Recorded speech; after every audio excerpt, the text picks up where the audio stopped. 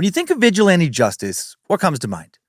Kicking down the door of some creepy dude down the street who your kid said tried to lure them behind some building at the local park, and then you did some online sleuthing and found out that this turd on legs has a criminal record involving sexual crimes against children. Do you picture yourself going full Dexter Morgan on their ass, just making them disappear? Or maybe, do you picture running down somebody who tried to steal your car and tackling them, just holding them down until the police arrive and tell you you're a hero? Maybe you picture Batman or the Punisher, some superhero, so many superheroes or vigilantes, who've decided that enough is enough, that criminals must pay, that the system is too broken and corrupt to stop them, so some brave dark knight needs to rise up and do what they can't or are unwilling to do. Maybe you imagine some Robin Hood-like hero, stealing from the rich to help the poor. You've also probably seen or heard stories on social media or in documentaries or on podcasts of some parent who went after their child's killer or abuser, and maybe you have thought to yourself, good for them. There are certainly examples of vigilante justice that have received, mostly public approval. Maybe you fantasize, like I certainly have, about how nice it would be in moments to bring back some kind of Wild West vigilante justice, when you rounded up a posse and someone who did you wrong, or, and you went and got them, or you joined a posse where somebody else is wronged, and you find the dirtbag who robbed the town bank or murdered your friend or sexually assaulted your wife or your daughter, and to reference an incredible Clint Eastwood spaghetti western, you hang them high. But what if you're wrong? What if the guy you and your posse were so certain was guilty is not guilty? What if you just lynched and tormented and hanged a completely innocent man? The concept of vigilante justice, while it sometimes for sure has led to some piece of shit who escaped getting legal justice, getting some good old-fashioned street justice, it has also been used to justify thousands and thousands and thousands of lynchings against innocent people. Misguided, horrific lynchings that still happen today. Vigilantism is complicated. While many accept and even approve of vigilante justice, in some cases, the potential for it to devolve into brutal, targeted violence towards innocent people also cannot be ignored. This week, just in time for Christmas, we'll explore the legal and social definitions of vigilantism, what kinds of environments foster vigilante justice, and review some notable, interesting cases of vigilantes, and also vigilante groups throughout world history in this week's sometimes heavy, sometimes light, sometimes dark, sometimes goofy as hell edition of Timesuck. This is Michael McDonald, and you're listening to Timesuck. You're listening to Timesuck.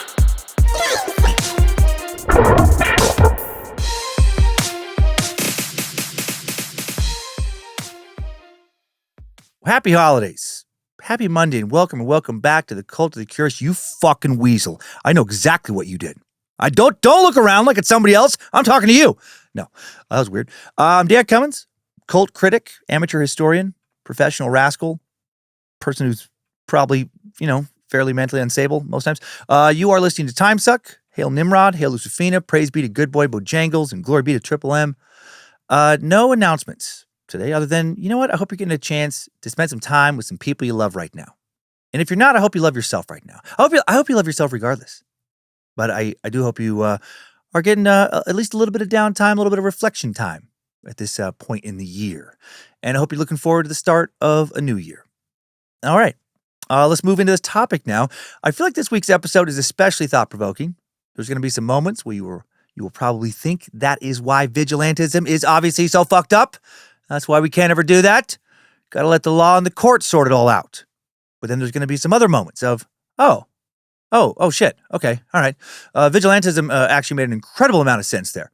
If the law won't hold predators accountable, then vigilantism it is. I get why it is such a good thing. We need to keep it around. There will be moments of, fuck, that's heavy. That is so sad. What the hell is wrong with people? But also moments of inspiration and hilarity. Moments of, I'm not sure how the hell I'm supposed to feel about that. I'm very excited for you to hear it all. So let's get curious. Let's have open minds, be willing to reevaluate some preconceived notions, and dig the fuck in.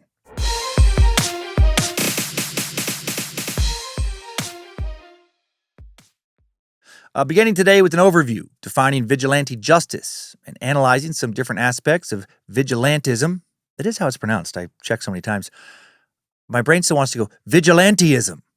but that's apparently not a word. And after that, we're going to go over some well-known cases, also cases I'd certainly never heard of vigilantism, not vigilanteism, working wonderfully or not working at all from all around the world in today's timeline. So, to start, what is vigilantism?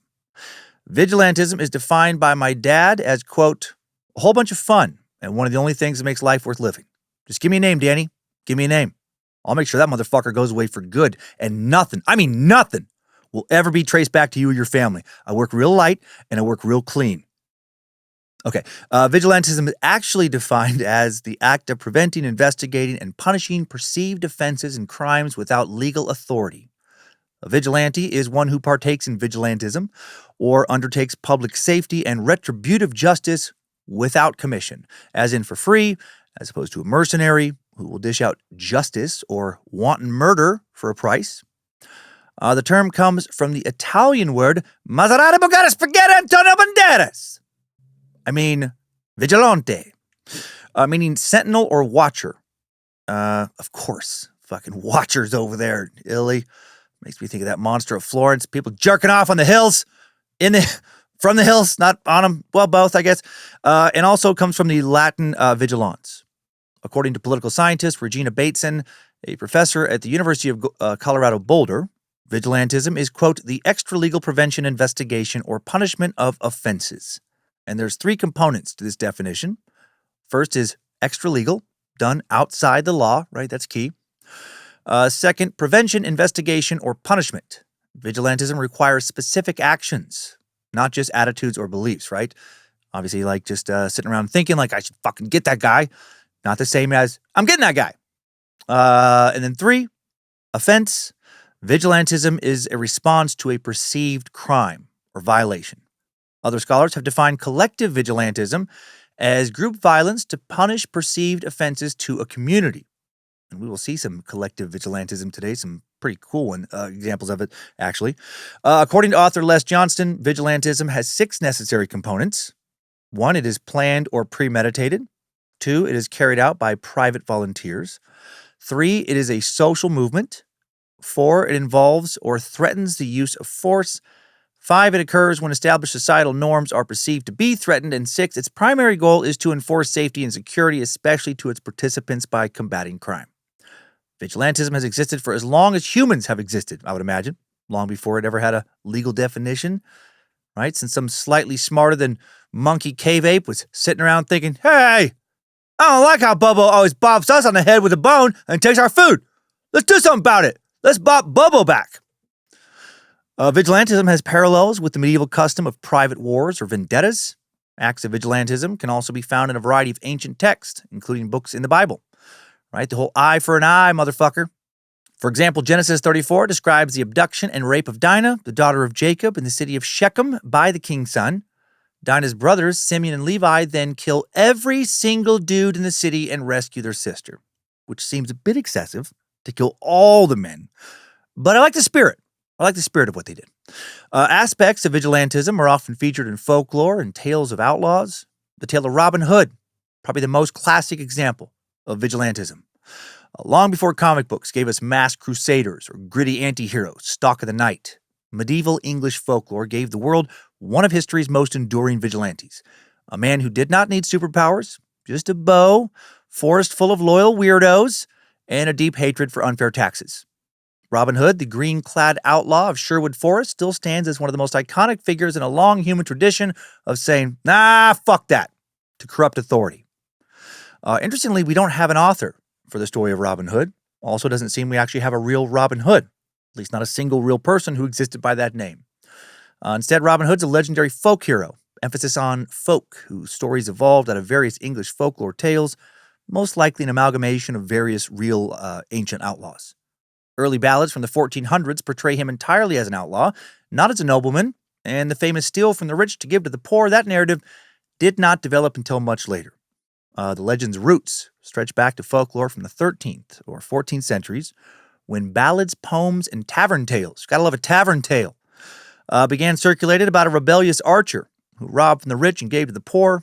These earliest versions show a rougher, more violent Robin than the modern Disney-fied hero. But across all versions, from medieval manuscripts to Hollywood films, one core idea remains constant. Robin Hood took justice into his own hands because the people in power were corrupt, greedy fuckfaces who refused to deliver it. The story typically unfolds during the reign of King Richard the Lionheart, aka King Richard I, aka King Dick, a monarch from the 12th century, beloved in lore, but usually off fighting the Crusades instead of governing his own kingdom in real life. In Richard's absence, England is left in the hands of his scheming brother, Prince John, who is portrayed as a greedy, cowardly tyrant.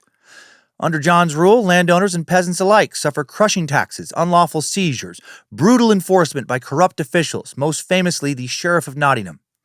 Enter Robin of Locksley, often described as a nobleman or skilled yeoman pushed into outlawry after crossing the sheriff. Depending on the version, Robin loses his lands, is falsely accused of a crime, or simply refuses to bow down to unjust authority. Forced into Sherwood Forest, he transforms from fugitive to folk hero, gathering a band of loyal companions known as the Merry Men, who include Little John, his towering right-hand man, Friar Tuck, a churchman who would rather drink ale and brawl than deliver sermons, Much the Miller's son, Will Scarlet, and other colorful figures such as Montague Benevolent, who function as a medieval resistance squad. I just made up the Montague thing. You're like, what? Who? I don't remember that guy. Together they wage a one-forest guerrilla war on Nottingham's corruption. Robin's vigilante justice, almost always portrayed as moral, targeted, and strategic. Unlike typical outlaws, he does not rob indiscriminately. He focuses on wealthy nobles, tax collectors, officials who have enriched themselves by exploiting the common people. His robberies become symbolic, noble, altruistic acts, public embarrassments that expose the abuse of power and redistribute wealth back to those from which it was stolen. One of the best-known episodes features Robin humiliating the sheriff during an archery contest. Disguised to avoid capture, Robin wins the competition with a shot so precise it supposedly splits the previous arrow right down the middle. When the sheriff realizes he has been played by the very outlaw he has been obsessed with capturing, chaos erupts. Robin makes a daring escape, the only kind of escape a folk hero can make, a daring one, a classic vigilante moment where skill and defiance blend into folk heroism. At the heart of the Robin Hood legend is a question that spans cultures and centuries. When those in power are corrupt, does justice require breaking the law? And Robin's answer is a resounding, fuck yeah, bro. He becomes an outlaw not because he rejects justice, but because the officials entrusted with justice have weaponized the law to serve themselves and not the people. Eventually, King Richard returns, exposes Prince John's abuses, and pardons Robin, a tidy ending found in many romanticized versions of the tale. And despite very likely not being a real dude, Robin Hood becomes the archetypal blueprint for the noble vigilante, a symbol of resistance, a champion of the oppressed, and the eternal enemy of corrupt authority. Kind of a bummer that the face of vigilantism might not have ever had an actual face, that he was more symbol than man. However, there are plenty of examples of real vigilantes throughout history. And we will, share some of their stories. Vigilantism is, of course, not just an issue from the days of old. Still common today. It's always been around, probably always will be around. I can't imagine how it wouldn't always be around. According to a 2010 study by the Latin American Public Opinion Project, as criminal violence became more common in parts of Latin America this century, more ordinary citizens increasingly started to take matters into their own hands, which makes sense, right? If your government is, not corrupt, if law enforcement officers and judges are vigilant and actually doing their jobs properly, well, there's not really a need for vigilantism, is there? Vigilantism, sorry. That study found that when high interpersonal trust is paired with low confidence in law enforcement institutions, that combination is what leads to the most acts of vigilantism. Daniel Zazumbo Kalunga, a member of Mexico's National Council for Humanities, Sciences, and Technology and a political science professor, notes in the report that strong interpersonal trust is considered crucial to a well-functioning democracy because, quote, social capital is believed to promote government accountability and responsiveness. It allows individuals in a community to interact with each other without the need for external authorities policing relations and agreements, and facilitates interpersonal interactions by promoting a belief that people will act in their best interests. But under certain conditions, social capital can produce attitudes that are inherently problematic for democracy. Specifically, high levels of interpersonal trust can lead to greater support for non-sanctioned citizen-administered justice. when it appears alongside a lack of confidence in state law enforcement institutions. Again, makes sense. I mean, if you fucking know, if everybody knows that John Doe killed your dad in cold blood, but when the police, I mean, not my dad, because he's, the fucking Terminator, but if like your dad, but when the police, who are notoriously corrupt, where you live and commonly bribed, investigated John Doe, he paid them off, the whole thing went away, charges not being filed, even though he is still definitely talking shit around town about how he for sure killed your dad and got away with it. Well, you now have some serious motivation to take that dude out. And if you have neighbors and friends who you really, really trust, who also know that the police will not do shit about this, who also hate this dude, well, now vigilante justice becomes not just possible, but highly likely. This report cites an increase in vigilantism in Mexico as the government has struggled to control the violence associated with drug trafficking. Right? People don't have faith in the government protecting them, and cartels have routinely bought off local authorities. For example, in 2004, 2 officers in Mexico City were beaten and burned alive by an angry mob who believed they were part of organized crime. A 3rd officer almost killed by the same mob. Somebody apparently filmed this, filmed a crowd of people who cheered, chanted, and shouted obscenities as they kicked, beat, and burned these agents as the mob doused 2 officers with gasoline and set them ablaze. In the video, the agents' blood streaming down their faces. They speak into the cameras before the burning, saying that they are federal anti-terrorism agents who had been sent to the area on official business, but the mob doesn't believe them. The violence began in the early evening when several people saw 3 men staking out of school. The area had been tense since 2 youngsters disappeared, youngsters believed to have been taken from that school, and now people think these agents are coming to take more kids. But did those agents have anything to do with those kidnappings? We'll probably never know, because a huge problem regarding vigilante justice is there's no trial. There's no evidence being formally dissected. There's no judge. There's no jury.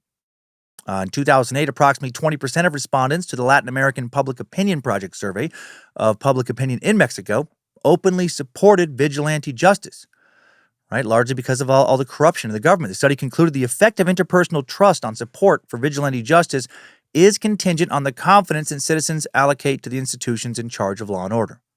The study suggests that social capital itself can serve as a modifier of the effective attitudes toward the state. Confidence in state law enforcement institutions only influences attitudes supporting citizen-administered justice for those with high levels of social capital. The amount of insecurity perceived in a neighborhood is another predictor of support for vigilantism. Quote, this, in conjunction with the results regarding trust in law enforcement institutions, underscores the importance of building state justice institutions that are not only perceived as effective, but indeed do reduce feelings of insecurity among citizens. Yet again, makes sense. If law enforcement allows lawlessness to exist in a neighborhood, then vigilantism is bound to eventually spring up. If the police aren't going to protect people, eventually some of those people are going to rise up and protect themselves. Makes me think about, how you tend to see more beware of dog signs, more breeds of dogs bred for self-defense when you drive through a low-income neighborhood than when you drive through a high-income neighborhood. Low-income neighborhoods tend to experience more property crime, more crimes of, desperation, often have less police presence. So people have to put more energy into protecting their property if they don't want to get their shit stolen, right? They got to take some of the defense into their own hands. Let's now review 2 common but vastly different acts of vigilantism and their impact on society. In the U.S., a citizen's arrest, I'm sure you've heard that term, allows civilians to detain individuals they have directly witnessed or reasonably suspect of committing a crime. Guessing most of you, again, like me, familiar with the concept of a citizen's arrest, but don't know exactly when you can do it or, have it done to you. According to my dad, you can make a citizen's arrest of anyone you suspect of committing any crime, and you can always use lethal force. And you can then toss their dead body in the back of your truck, drive up into the mountains, dump it into a pre-dug pit full of a lot of other dead bodies belonging to people you decided are either criminals or scum or fuckheads. But I don't think anyone should trust my dad's judgment when it comes to who can be legally killed or punished in some way or really anything at all. In reality, you can't just use the concept of a citizen's arrest to capture and restrain somebody for just any old crime, even if you do witness that crime being committed directly. In most states, a citizen may arrest someone for a felony if they have reasonable grounds to believe the felony was committed, but even that is usually frowned upon, unless lives are in present danger. And sometimes even when lives are in danger, law enforcement still strongly prefers that you call them and let them handle it rather than handle it yourself. For a misdemeanor, a citizen's arrest is usually legally permitted only if the misdemeanor is committed in the arresting person's presence and, big and, typically only if it involves a breach of the peace, for example, violent or very disruptive conduct. But yeah, even then, though, you can get yourself in trouble. Like if you see somebody, for example, jaywalking, they're definitely not using a crosswalk. You definitely cannot legally proceed to scream while you point a gun at them, "Hey, you freeze, motherfucker! Down on the ground! Nail on the ground! Keep your hands where I can see them!" And you can't then walk over and handcuff them because that's insane. The police are going to frown on that. They're not going to care that they were jaywalking.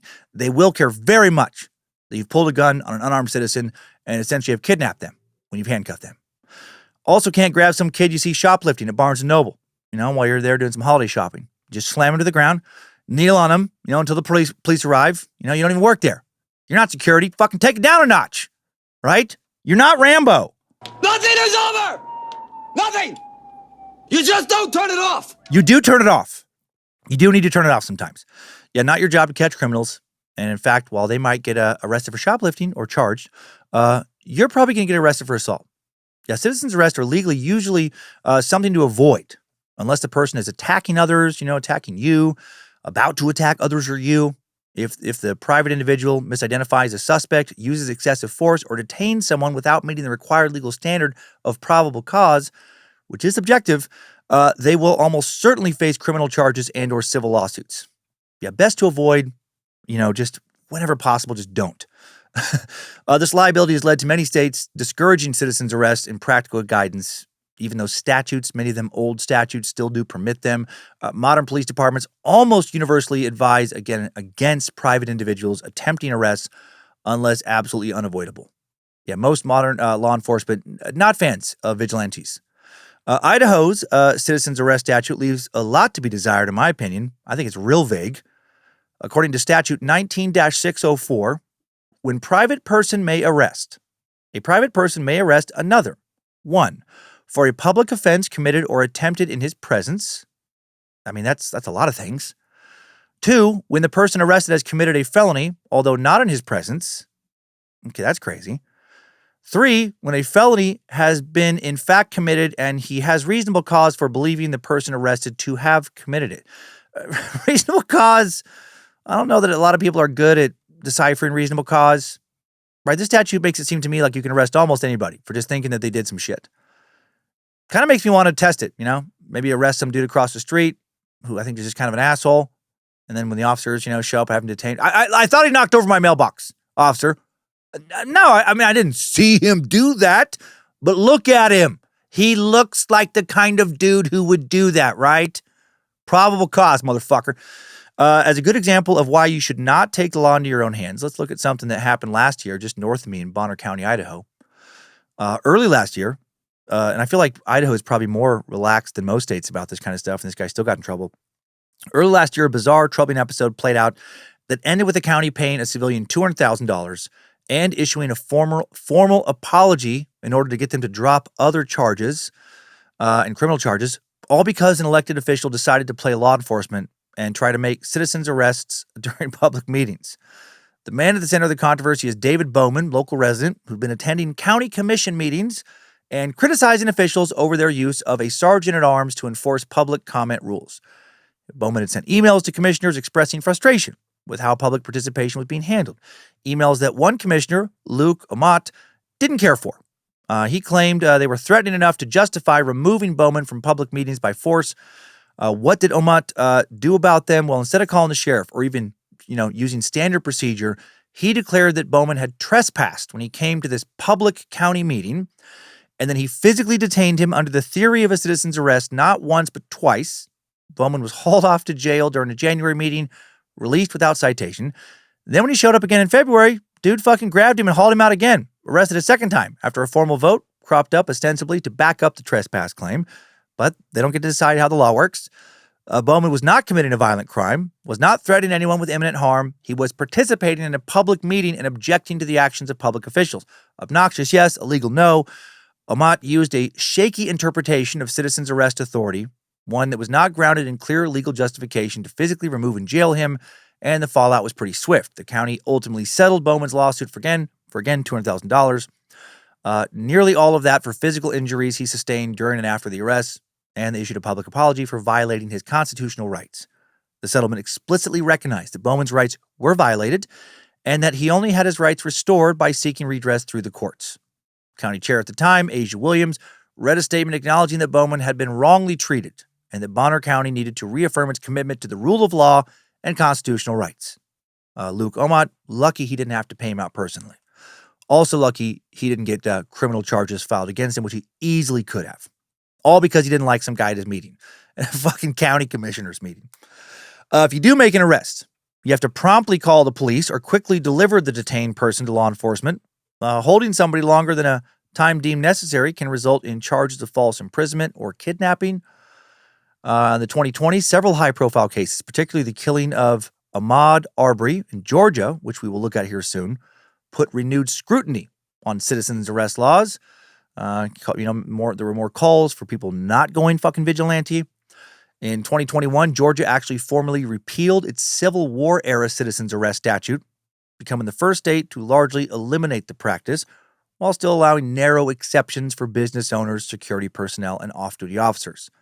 This reform sparked renewed debate nationwide about whether citizens' arrests, if it's an outdated relic or a necessary emergency tool. The concept of today's citizens' arrest in the West is a practice that dates back to medieval England, back to when the legend of Robin Hood was being born, actually. In 1285, England formally introduced the concept of citizens' arrest in a law called the Statute of Winchester, which allowed any person to arrest lawbreakers. The practice spread throughout Britain's later colonies, such as Australia, Canada, and the U.S. In the American colonies, law enforcement was established along British territory lines.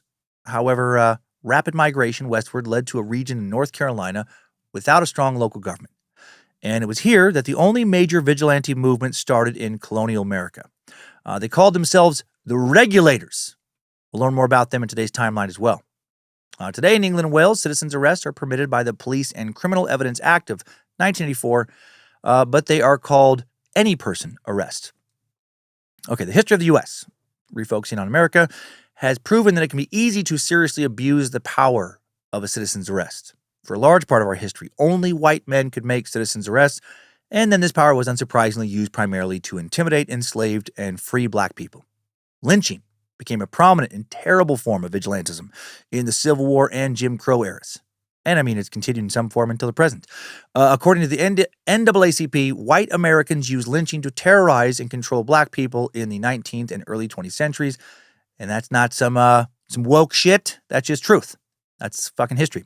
The NAACP defines lynching as a public killing of an individual who has not received any due process. U.S. lynchings have most often been carried out by lawless mobs, but law enforcement has participated in some cases as well. The NAACP writes lynchings typically evoke images of black men and women hanging from trees, but they involved other extreme brutalities such as torture, mutilation, decapitation, and desecration. Some victims were burned alive. A typical lynching involved a criminal accusation, an arrest, and the assembly of a mob, followed by seizure, physical torment, and murder of the victim. Lynchings were often public spectacles attended by the white community in celebration of white supremacy. According to PBS, lynchings were covered in local newspapers with headlines spelling out the horrific details. Photos of victims with exultant white observers posed next to them were taken for distribution in newspapers or on postcards. Body parts, including genitalia, were sometimes distributed to spectators to put on public display. Damn! Body parts distributed to spectators. So wildly dark, and I've seen some of these photos. It was even common to see kids witnessing these horrific acts of violence. From 1882 to 1968, there were 4,743 recorded lynchings in the U.S., per the NAACP records. Who knows how many others just weren't recorded? The Equal Justice Initiative's report on lynchings has slightly different numbers, and it is impossible to ever know the true number due to just a lack of proper record keeping. The highest number of lynchings occurred in Mississippi with 581, followed by Georgia with 531, followed by Texas with 493. There are no recorded lynchings in the states of Arizona, Idaho, Maine, Nevada, South Dakota, Vermont, and Wisconsin, but you can bet your sweet ass they happened. About 72% of lynching victims were black. Some whites were lynched for helping black people or for being anti-lynching. Immigrants from countries like Mexico, China, Australia, also victims. One common claim used to lynch black men were alleged sexual transgressions against white women. Black men also accused of murder, arson, robbery, vagrancy, and other crimes. And as we learned during an episode on Emmett Till, episode 360, these allegations often completely unsubstantiated. The lynch mob often knew damn well that the target of their lynching was completely innocent. This was not about justice. This was not about vigilantism. This is about fear and hate. PBS reports that the practice of lynching predates slavery in America, but gained momentum during the Reconstruction era when African Americans began to experience some political and economic success. They had gained some new freedoms that freaked people out. Many whites felt threatened by that. Many feared sex between races, especially black men, having sex with white women. They were portrayed as sexual predators, and, something had to be done. Many victims were murdered without even being accused of any crime, killed for violating social customs or norms, racial expectations, such as just speaking to white people with, less respect than the white people believed that they were owed. One motivation for the Great Migration was to escape lynching. Civil rights organizations such as the NAACP emerged during this time to try and stop racial violence. In the July 1916 issue of The Crisis, the NAACP's official publication, then editor, the famous W.E.B. Du Bois, the man often called the father of American sociology, published a photo essay titled The Waco Horror that features photos of the lynching of Jesse Washington. Yeah, you can find these photos online today, and whew, fucking brutal. On May 15th, 1916, 17-year-old Jesse was lynched in Waco, Texas by a white mob that had accused him of raping and killing Lucy Fryer, a white woman. After just 4 minutes of deliberation, the jury's foreman in Jesse's trial announced a guilty verdict and a sentence to death. The entire trial had lasted about an hour. That's crazy. Did he actually do it? Historians' views are mixed. Most analysts in recent years seem to think that he probably was guilty, but with like a asterisk. Evidence may have been planted on him by local police. That would not have been uncommon at all then in that place. Also, he was very likely severely intellectually disabled, which makes the confession he made, pretty problematic. Following the verdict, court officers approached Washington to escort him away. They were going to hang him, but now he's pushed aside by a surge of spectators who seize him, drag him outside. Washington initially fights back, biting one man at one point, screaming, but then he gets hit and beaten into submission. Once outside the courtroom, a chain is quickly placed around his neck. Now he is dragged towards City Hall by a mob that just keeps growing and growing. While he's being dragged downtown, all of his clothes are tore off of his body. He's stabbed multiple times by random people while repeatedly being hit with blunt objects. By the time he made it out in front of City Hall, more men waiting for him there had prepared wood for a bonfire next to a tree in front of the building. Washington, now semi-conscious and covered in his own blood, is doused with oil, then hanged from the tree by a chain, then lowered towards the ground. They didn't want to choke him out with a chain. Still alive, still very alive. More members of the crowd, now which now numbered in the thousands, they cut off all his fingers and toes with various knives, and then somebody cut off his genitals. He's still alive. The atmosphere of the spectators has been described as fucking joyous. People of all ages laughing, joking around, hooting and hollering. While this goes on, you can see people in photos, some of them just kids, big old grins, having themselves a good old time.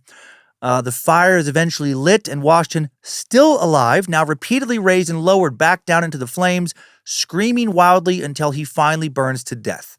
At one point, while being held over the flames, Washington was witnessed attempting to climb up the chain to avoid the fire, but is unable to do so because he doesn't have fucking fingers anymore. My God. Fire, this is like worse than any fucking death scene you've seen in a movie. The fire was eventually extinguished after approximately 2 hours, at which point bystanders started to collect souvenirs, including some of his bones, links from his chain.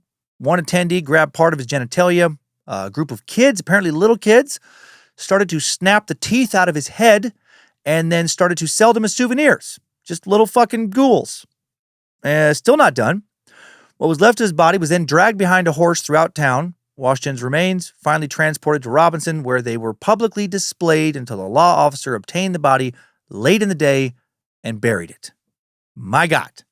Spectacle of this lynching drew a large crowd estimated at between 10,000 and 15,000 looky-loos at its peak including the mayor, John Dollins, chief of police, Guy McNamara, the sheriff also there, and he told his deputies not to try and stop the lynching, and no one was arrested. Du Bois, he used postcards of this murder, and they are fucking powerful, to energize the anti-lynching movement. The crisis circulation grew by 50,000 over the next 2 years. In 1919, the NAACP published 30 Years of Lynching in the U.S. to promote awareness of these dark vigilante killings. The year prior, 1918, Congressman Leonidas Dyer of Missouri, we don't hear a lot of Leonidases anymore, first introduced his anti-lynching bill into Congress.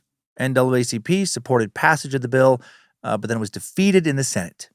National lynching rates declined in the 1930s, which the NAACP attributed to anti-lynching activism, shifts in public opinion, and the Great Migration again, which is that movement of approximately 5 million African Americans out of the rural southern states to the urban Northeast, Midwest, and West between 1910 and 1970, to get factory jobs for the most part, and just, less, hopefully, they were hoping that there'd be less discrimination. We've talked about that in numerous previous episodes. The first full year without a recorded lynching was not until 1952, 3 years before the 1955 lynching of Emmett Till. Emmett's mother, Mammy Elizabeth Till Mobley, held an open casket funeral for her son, which helped raise awareness and cause national outrage. The two killers were acquitted in court, later confessed to the crime in a magazine interview, callously. That inspired a whole new generation to get involved in the civil rights movement. And yet lynching continues into the 21st century. In 2011, a group of young white men and women were drinking and partying in the small town of Puckett, Mississippi. According to one of their lawyers, they decided to go out and get some more beer very late at night. Law enforcement reports state that Daryl Dedman, an 18-year-old from the Jackson suburb of Brandon, Mississippi, said to some friends with him that night, "Let's go fuck with some ends." The group split up between Dedman's green 1998 Ford F-250 pickup truck and a white Jeep Cherokee. Each drove 16 miles west on I-20 to a predominantly black area on the western edge of Jackson, where they spotted 47-year-old James Craig Anderson near his truck in the parking lot at the Metro Inn in Jackson at 5 a.m. They supposedly claimed that they thought he was stealing the truck, and they decided to be vigilantes, Crime Stoppers. No, it was his truck. He just lost his keys, was struggling to get in. Group pulled over. Numerous assailants rushed Anderson, hitting him, knocking him to the ground, beating him with some just fists and whatever they had on them while they yelled shit like white power. Then while some kids in the Jeep drove off, Daryl Dedman got in his truck, ran over Anderson, who was staggering along the edge of the lot trying to get away and find help. Dedman then boasted about beating and running him over, saying, "I ran that N over." Anderson died of his injuries a few days later. Dedman sentenced to 50 years in prison, won't be eligible for parole. And then in 2023, something's fucking terrible in this family, clearly. Not a good family. Daryl Dedman's cousin, Christian Dedman, also gets in trouble for going vigilante in a similar way. January 24th of that year, Christian was one of 6 white Mississippi law enforcement officers who tortured 2 black men, Michael Jenkins and Eddie Parker, at a home in Braxton, Mississippi. Police were called to the home by a white neighbor who reported nothing more than Jenkins and Parker entered the home with a white woman. And that was it. That was enough for the police to come over. 6 officers who refer to themselves as the Goon Squad entered the house without a warrant, proceeded to torture Jenkins and Parker over the course of about an hour and a half. Torture included Jenkins being shot in the mouth, which shattered his jaw. Parker was sexually assaulted by one of the officers. They were both threatened with rape. 6 officers charged in both state and federal courts pled guilty to all charges against him. During their trial, more accusations against the officers came out that included ramming a stick down some dude's throat until he threw up blood, choking a dude with a lamp cord, waterboarding him, testing out new tasers by shocking a man in the head and balls, using a blowtorch to melt a nutcracker handle onto a man's leg, his bare leg, before choking him out with a belt, dragging a blowtorch flame across the suspect's feet. Several people also reported being stunned, having guns put in their mouths, waterboarded, being told to move out of the county. All of these victims black. Daryl's cousin Christian sentenced to 40 years in prison. Even law enforcement officers can become vigilantes when they decide to go outside the law to punish someone they feel deserves it. And I think we can all agree that this kind of vigilantism fucking sucks. If you can't agree with that, what the fuck is wrong with you?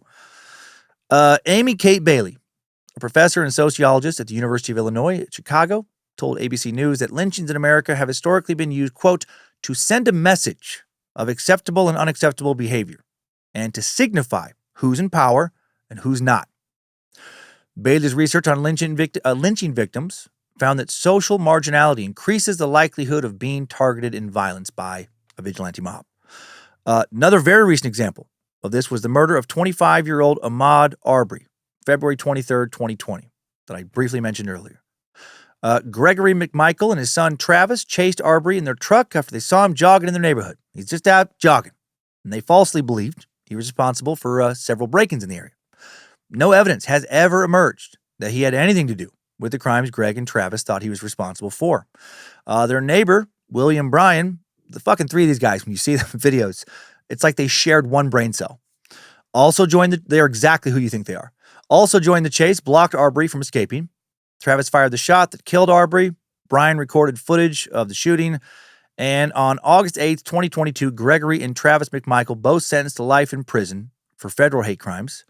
William Bryan received 35 years for his role tagging along. Oh my gosh. I'll just say it right now, no fucking way any of those three ever turn their life around and become inspirational. Maybe collectively they'll learn how to fucking read a Bernstein Bears book or some shit, but fucking just dumb walking. The federal jury convicted him, decided they followed Ahmaud because he was black. The federal jury convicted him of being motivated by racial hate and interference of Arbery's civil rights and attempted kidnapping. All three men also convicted of murder in Georgia State Court in the fall of 2021. The McMichaels again sentenced to life without parole. William Bryan sentenced to life with the possibility of parole. Hopefully he never gets it. The McMichaels also convicted of carrying and brandishing a weapon during the commission of a crime of violence. Travis found guilty of discharging a firearm in relation to a crime of violence. Another very infamous case is the 2012 death of 17-year-old Trayvon Martin. Kid with no criminal record at all. Got in trouble at school once for having some weed on him. That's it. Martin shot and killed by George Zimmerman, who followed him during his walk from the store. Zimmerman was a neighborhood watch coordinator and just a fucking idiot. God, I hated this guy when the story came out. He's fucking so punchable. He was a neighborhood watch coordinator for the gated community where Martin was visiting relatives. Zimmerman, unlike Martin, did have a criminal record before this incident. He was arrested in July of 2005, charged with felony counts of resisting arrest, with violence and battery of a law enforcement officer. Incident occurred when he interfered with an undercover agent who was arresting one of his friends at a bar. He avoided a conviction by entering a pretrial diversion program, which involved anger management classes and an alcohol education program, after which charges were dismissed. Then a month after his arrest, Zimmerman's former fiancée filed for domestic violence restraining order against him. Zimmerman acquitted on charges related to the domestic violence order in July of 2013 after asserting self-defense. I looked into it a little further. It seems, pretty weak that he was let off there. Later in 2013, Zimmerman's estranged wife called 911 to report he'd assaulted her father and was threatening her with a gun. On brand. Not charged over that incident, though. This lucky fuck. November of that same year, charged with felony aggravated assault after allegedly pointing a shotgun at his girlfriend during a domestic violence incident. That case later dropped. Why can't this guy just fucking fall off a cliff and die? January of 2015, fucking Zimmer dick, again charged with domestic assault after allegedly throwing a wine bottle at a different girlfriend. How small is this guy's fucking dick? What kind of fucking micro-peen anger does this guy have? Again, the charges later dropped. Then in 2015, the vigilante killer almost got taken out by a different vigilante killer. It's so unfortunate the story doesn't end here. This would be so poetic.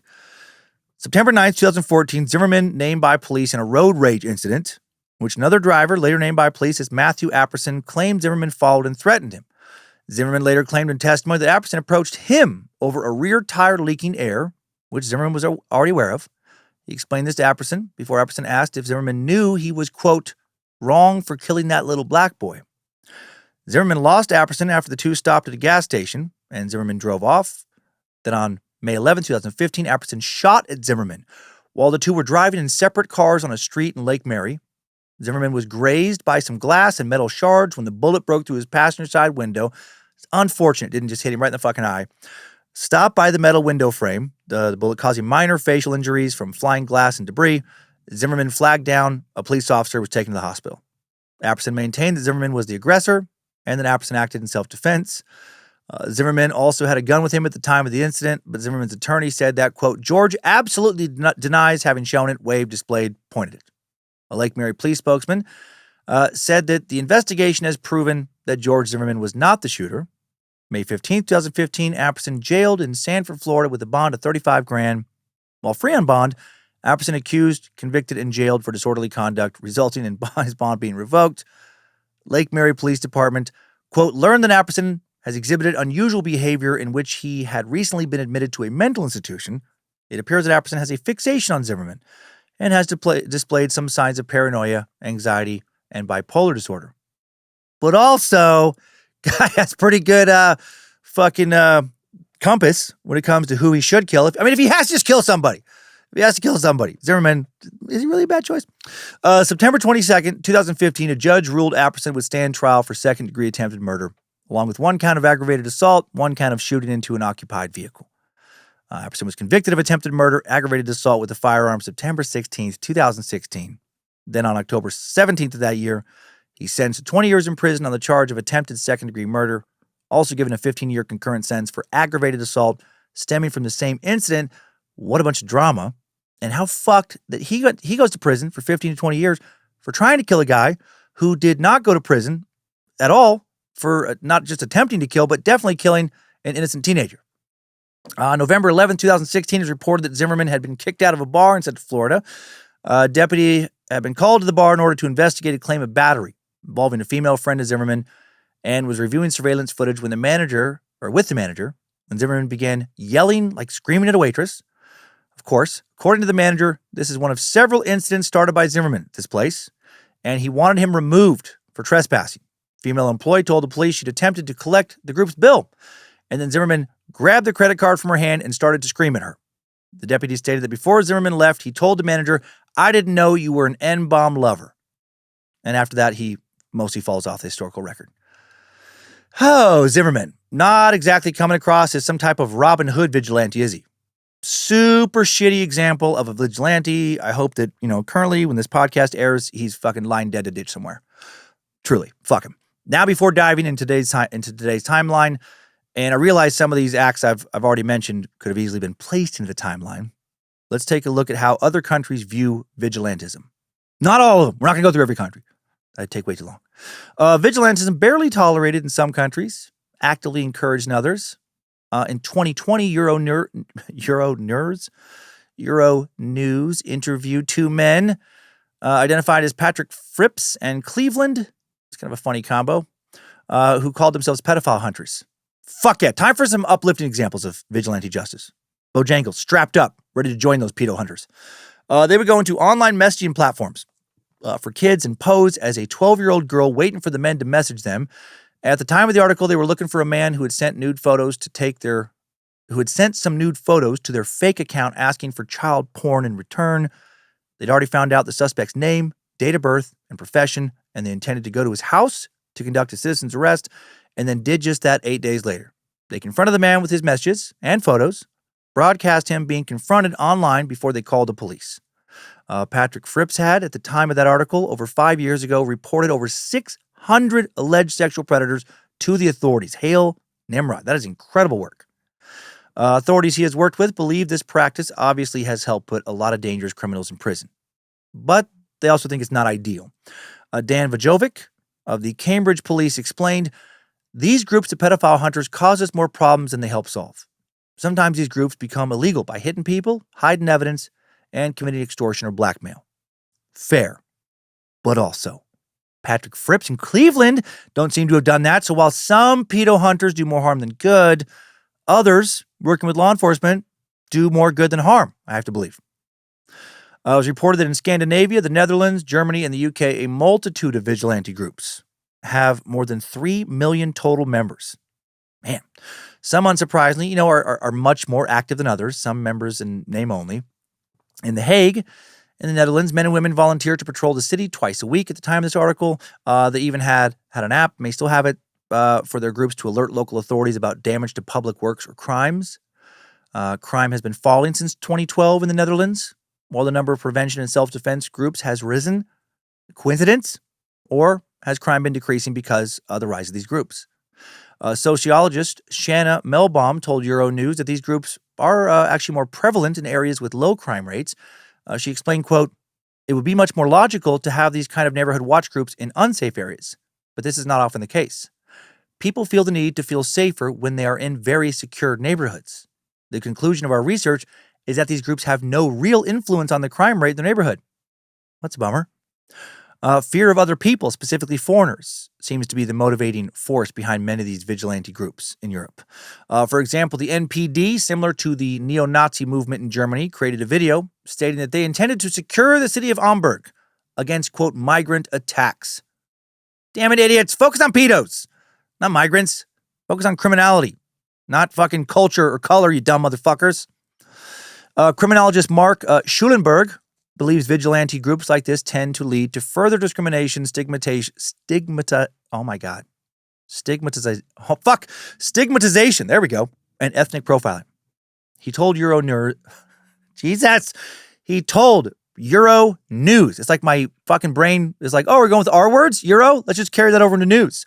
Euronews, they target, to say it broadly, black men, men with long beards, women with burqas, etc. All things and people who deviate from the norm in their neighborhood become suspicious. We're still such a tribal species, right? So many of us are still, despite an abundance of good educational, statistically based information that's more easily accessible than it's ever been at any other point in human history, still so ignorant and wildly reluctant to get on board with Team Meatsack, right? So quick to focus not on people's actual criminality in this example, but rather, what team they appear to be on. Do they look kind of like me? Do they act kind of like me? Okay, cool. We're good then. Whatever they've been accused of is probably bullshit. Wait, do they not look like me at all? Wait, they dress different? Act different? Well, fuck them. They're the worst. They're dirty savages who are 100% guilty of whatever they have been accused of. Get them out. Similar to in the U.S., vigilantism around the world is not always or even usually people defending themselves, their families, and their neighborhoods for a noble cause. Often is racially motivated or xenophobically motivated instead of being actually motivated by crime. All right, now let's dig into more examples of vigilantism from the past few hundred years. Some good, some bad, some fucking awesome, some incredibly inspiring, and some, shitty, but also maybe entertaining. Time for our timeline. Strap on those boots, soldier. We're marching down a Timesuck timeline.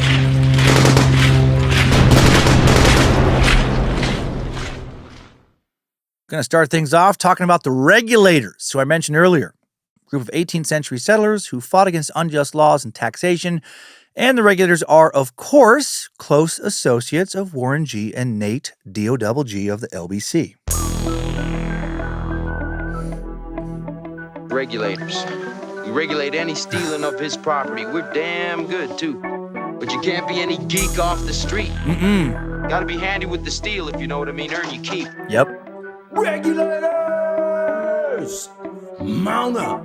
It was a clear black night, a clear white moon. Warren G was on the streets trying to consume some skirts for the E. So good. So nostalgic. Chilling all alone. Just hit the east side of the LBC on a mission trying to find Mr. Warren G. Seen a car full of girls, ain't no need to tweak. All of you search. Okay, sorry. I should bring you back to the episode. I just wanted to keep listening to that old song. Those regulators made that song a hit by sampling none other than Michael motherfucking McDonald.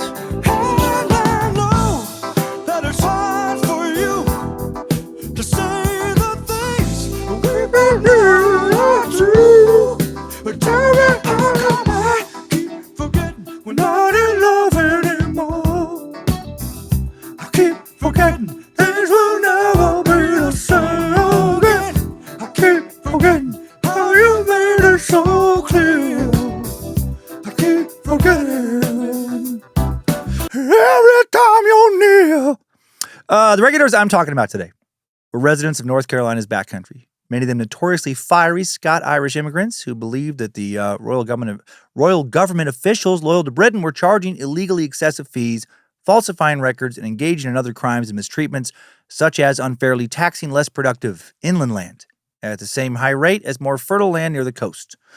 This exacerbated existing economic and social differences, leading to some east-west sectionalism in North Carolina in the 1700s. The colonial government was dominated back then by wealthy eastern areas near the ocean, and county governments were firmly controlled by the royal governor through his power to appoint local officers. Backcountry settlers in the West were angered by the excessive taxes and dishonest officials who held multiple offices. Royal Governor Arthur Dobbs, in office from 1754 to 1764, tried to make things right. He favored the colonists by issuing a proclamation against the taking of illegal fees, but that was simply ignored. And then the following royal governor, William Tryon, in office from 1764 to 1771, really angered colonists by preventing the Colonial Assembly from sending a delegation to the Stamp Act Congress and through his attempts to enforce the Navigation Acts. Navigation Acts, very unpopular. A series of English laws started in 1651 designed to control colonial trade, ensuring it primarily benefited Britain by requiring goods to be shipped on English or colonial vessels and restricting certain high-value colonial products like sugar and tobacco to be sold only to England or other colonies, which increased wealth for England but fostered resentment and led to smuggling in the colonies, contributing to existing tensions that would eventually lead to the American Revolution and a new fucking country. Tryon lived in an opulent mansion meant to serve as his home in the capital, built at the public's expense, and that didn't sit well with a lot of local impoverished farmers. Neither did the increased exploitation they were subjected to at the hands of his officials. Many of his officers were greedy, where they would band together with other local officials for their own personal gain. The entire tax system in North Carolina at the time depended on the integrity of local officials, and they didn't have any. Many of them engaged in extortion. Taxes were collected that just enriched the tax collectors directly instead of helping the common good. An effort to eliminate the system of government became known as the Regulator Uprising, War of the Regulation, or the Regulator War. And while Tryon was governor, several thousand people from North Carolina, mainly from Orange, Granville, and Anson counties in the western region, all dissatisfied with the wealthy North Carolina officials, these corrupt fuckers, they banded together into a militia of sorts, a militia of vigilantes. And Herman Husband, a Quaker farmer and pamphleteer, not a word you have to say a lot anymore these days, he became the chief unofficial spokesperson for these oppressed backcountry Piedmont farmers, who became known as the Regulators. Tryon did not care for Herman at all, had no sympathy for the plight of these farmers. Tryon sought to suppress the so-called Regulators, who declared their purpose was regulating public grievances and abuses of power. The Regulators agreed to pay no more taxes and fees until they were satisfied that they were in accordance with the law. Residents of Anson, Orange, and Granville counties began to protest, targeting appointed officials with threats and violence, including sheriffs, tax collectors, registrars, court clerks, and judges. In September of 1768, Tryon had assembled a force of over 1,000 men to squash a rebellion. The Regulators, meanwhile, had a force of about 3,700 men, but while they had greater numbers, the Regulators not prepared to battle with a trained armed militia. They were just volunteers. Herman Husband and other Regulator leaders were arrested, then soon released.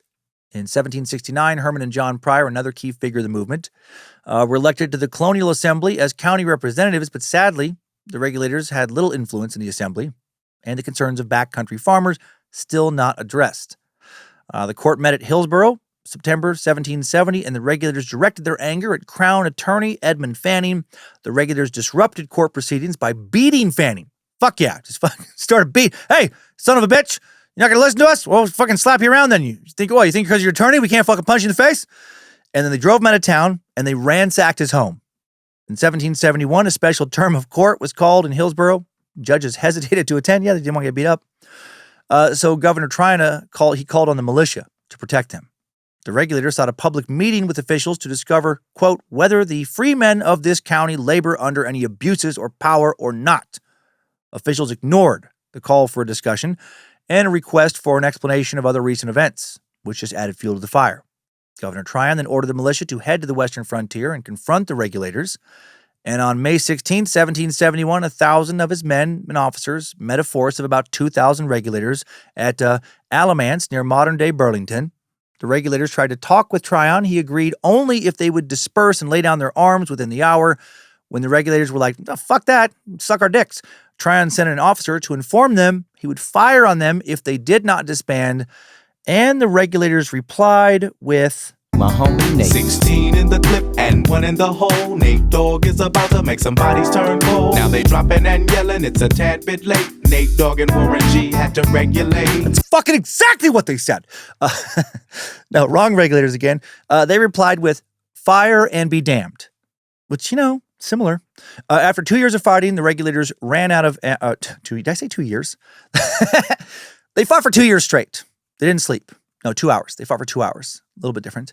And then they ran out of ammo, and they were beat. Tryon lost 9 militiamen. About 15 regulators were taken prisoner. One of those prisoners would be hanged without a trial. Of the 14 other captives tried in court, a dozen would be convicted of treason and sentenced to death. 6 would be hanged. The rest pardoned by the king. Tryon offered to pardon anyone who swore an oath of allegiance to the crown. The regulators took his offer. And within 6 weeks, over 6,000 locals had complied with the terms. Bummer. After the Battle of Alamance, a precursor to the Revolutionary War, sometimes erroneously called the first battle of the Revolutionary War, many backcountry frontiersmen, rather than continue to be oppressed, they fled to Tennessee. Insurrection would last for about 5 more years to varying degrees, and then it would be overshadowed by the American Revolution.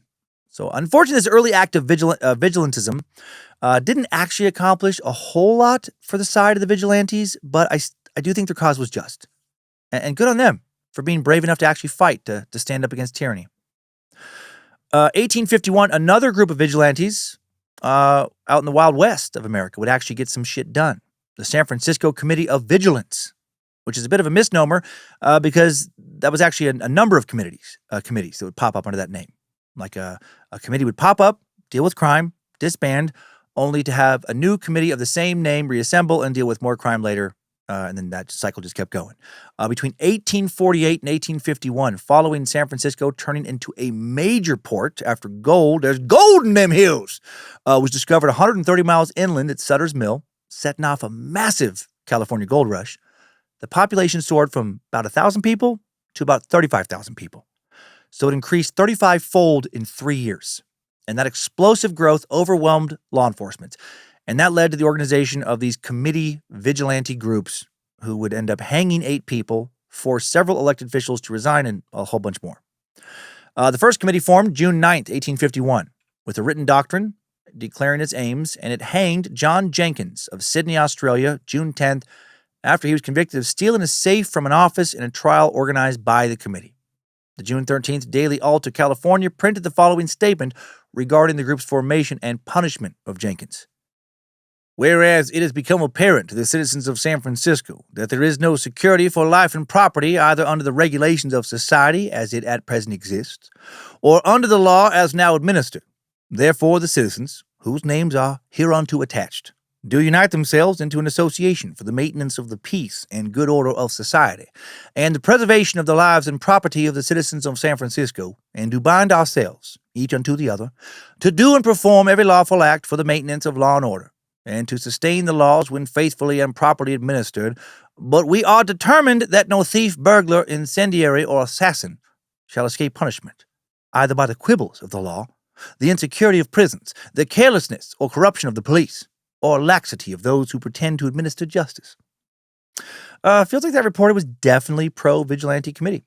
This 1851 committee, which was about 700 members strong, engaged in policing, investigating disreputable boarding houses and vessels, deporting immigrants, and parading its militia. 4 people would be hanged by this specific committee, another one whipped, 14 more deported to Australia. Had a lot of problems with Australians. Another 14 informally ordered to leave California, and 15 others handed over to public authorities. Historians mixed as to whether or not the 1851 committee and the numerous committees that followed over the next 5 or 6 years were mostly good or mostly bad. General William Tecumseh Sherman, General Sherman, a brilliant general for the Union in the Civil War and the commanding general of the U.S. Army from 1869 to 1883, lived in San Francisco while these vigilantes were active, and he was firmly in the they were mostly bad camp. He later wrote the following about them in his memoirs. As the vigilantes controlled the press, they wrote their own history, and the world generally gives them the credit of having purged San Francisco of rowdies and roughs. I love that phrasing. They got all these rowdies and roughs out of here. But their success has given great stimulus to a dangerous principle that would at any time justify the mob in seizing all the power of government. And who is to say that the Vigilance Committee may not be composed of the worst instead of the best elements of a community? Indeed, in San Francisco, as soon as it was demonstrated that the real power had passed from the city hall to the committee room, the same set of bailiffs, constables, and rowdies that had infested the city hall were found in the employment of the vigilantes. Makes a good point, right? There's corruption in City Hall. The vigilante groups forms to root out corruption, and then a lot of the corrupt officials just move into the vigilante group. Yeah, that's pretty fucked. Perhaps America's most notorious vigilante group, at least they see themselves as being vigilantes, is the Ku Klux Klan, aka the KKK, aka the Brotherhood of Peckerwoods, who formed in 1865. And no need to go over their actions today. Now, we covered them way back in the 50th episode of Timesuck. Those fuckers still are pieces of shit who don't actually care about law and order, justice. They just care about racial segregation and suppression. So let's talk about the Night Riders instead. Night Rider, a shadowy flight into the dangerous world of a man who does not exist. Oh, hell yeah.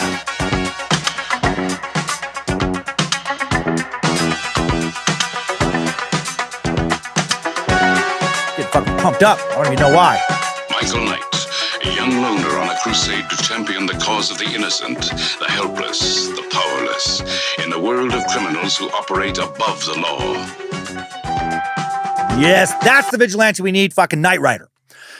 That was part of the intro to the Night Rider TV show that ran on NBC in the U.S. from 1982 to 1986. Classic 80s show.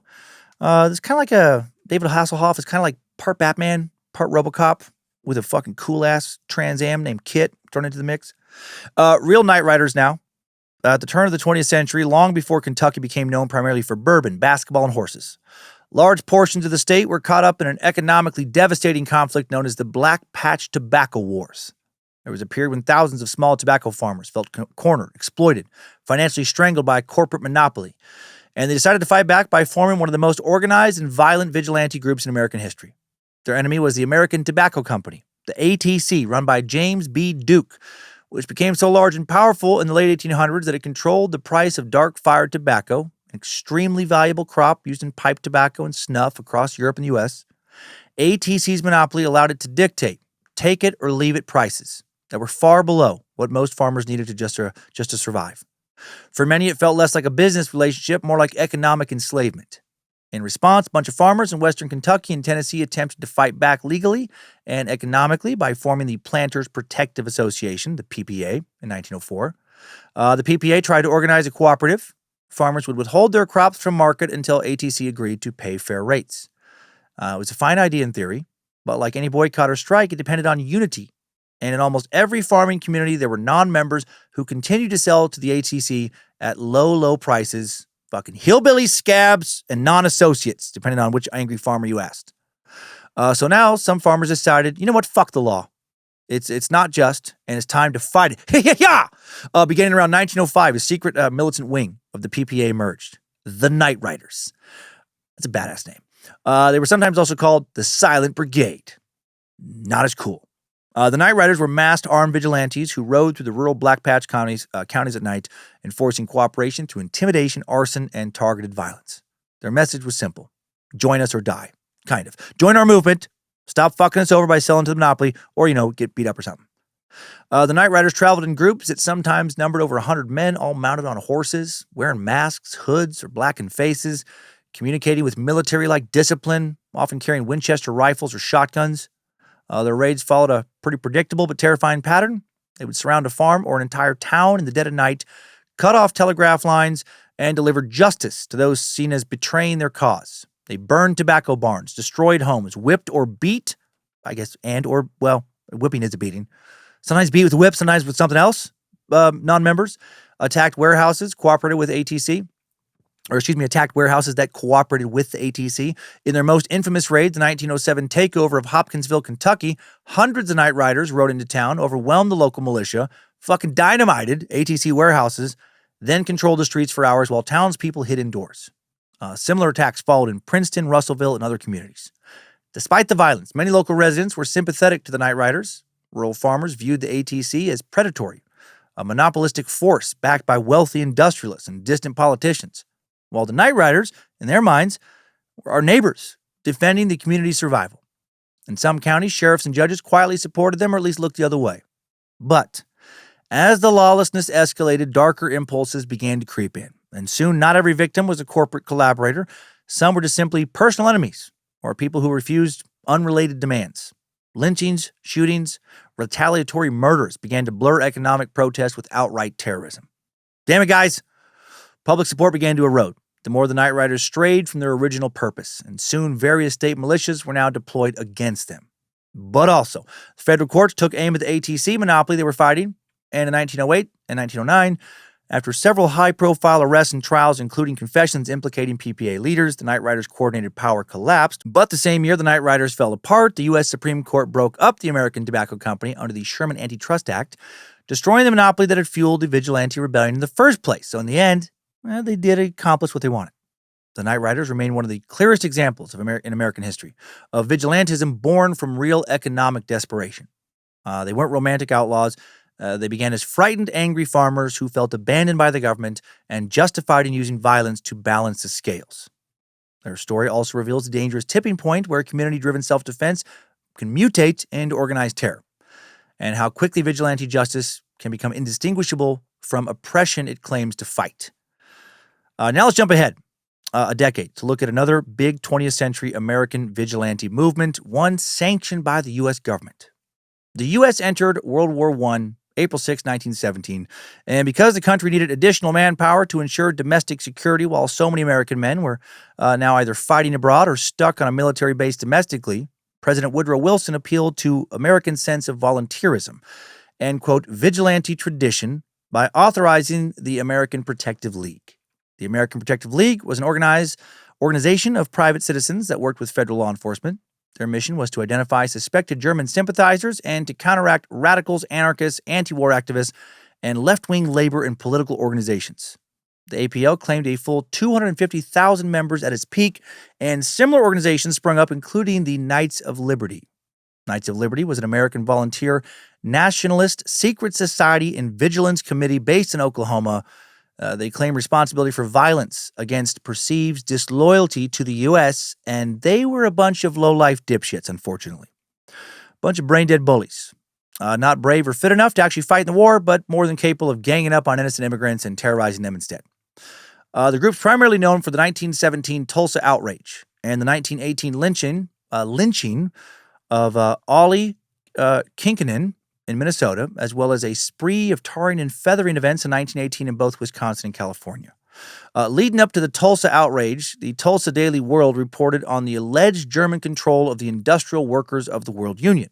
And on November 9th, 1917, 11 IWW members were convicted of vagrancy or failure to own Liberty bonds. Right? They might not have just had the money to buy Liberty bonds. These are some bullshit charges, it sounds like to me. While they were being taken to the county jail, along with 6 others who had been arrested, they were abducted by a mob of 40 to 50 men, led by KKK member and Tulsa founder W. Tate Brady and police chief Ed Lucas. The men wore black robes and masks, and they called themselves the Knights of Liberty. 17 men were taken to a deserted area where they were stripped, bound to a tree, whipped, tarred, and feathered. They were then chased off with guns. They were turned away by local farmers when they sought refuge and help, all because they just didn't seem patriotic enough and had funny accents, I guess. The men returned to Tulsa but found threatening signs posted around the city signed by the Vigilance Committee. Germans not welcome. Find some other place to live. Knights of Liberty also claim responsibility for the lynching of, as I mentioned, Ollie Kinkanen in Duluth, Minnesota. This poor motherfucker. September 18, 1918, Kinkanen, a Finnish American, and 5 others renounced their rights to U.S. citizenship because they didn't want to fight in the war. And that same night, a small mob of people who didn't care for that decision formed and went out looking for them. And they found Kinkanen in his boarding house preparing to return to Finland. Right? So what's the problem? He was heading back to Finland. He didn't want to be in the U.S. anymore. He wasn't even trying to not fight but stay in America. But the mob didn't care. They demanded the registration papers of the residents of the boarding house. Then they told Kinkanen that he was wanted by the draft board. He was taken not to the draft board, but to a random park where he was interrogated about his loyalty to the U.S. Those who knew Kinkanen later said he didn't know enough English to even understand what the fuck they were asking him. Mob didn't care. They didn't like this foreigner, so Kinkanen was tarred and feathered. The local paper received a tip at midnight about the incident, later published a letter from the Knights of Liberty saying that this was a warning to all slackers, a term for men who refused to join the military. The Knights sent the same list of questions and a warning to the other 5 men who renounced their citizenship. Kinkanen was not seen again after the incident, at least not again alive. But on September 30th, his dead body was found hanging from a tree in Lester Park outside of Duluth. Several $100s and war savings stamps were found on his body. Authorities declared it a suicide, saying he was triggered by the humiliation of the tarring and feathering. He did have a lot of money on him, but many did not think for a second that he had taken his own life. They were sure he had been lynched. The governor offered a reward for information, but no one was ever charged. The Knights would go on to claim responsibility for a number of other abductions, beatings, tarring and feathering incidents, and lynchings. Their victims were primarily anybody who criticized the war effort and, wasn't from America. Their violence seemed to have widespread support. Some of their actions were documented by newspapers. The Duluth Herald reported in one 1918 paper, its members are almost wholly business and professional men of high standing, men who beyond the draft age and unfitted by years or physical condition to join the military forces of the nation, are determined to do their bit by suppressing disloyalty and seeing to it that the nation shall not be assailed from within.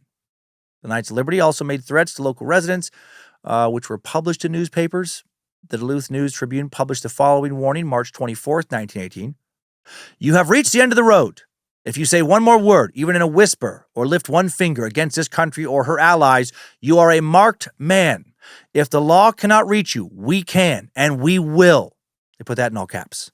While our boys are fighting for us in France, you are fighting against us at home. Aided by German gold, you have been continually at work, poisoning the minds of the ignorant, seeking to hinder the raising of government funds, discouraging enlistments, obstructing the merciful work of the Red Cross, striving to spread disaffection and unrest amongst our loyal working people, and in countless other devious, subtle, and stealthy ways carrying out the orders of your imperial master, the German Kaiser.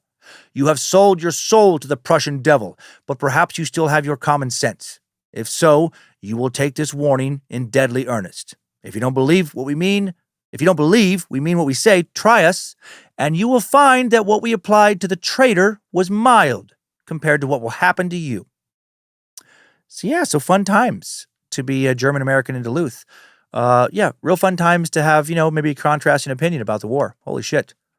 Always fucking kills me that a lot of times the same people who are the first to be like, the land of the free, are the same ones like, shut the fuck up. You either fucking do what I say or fuck you forever. It's like, how does your pea-brain not understand the dichotomy there, like the contrast there?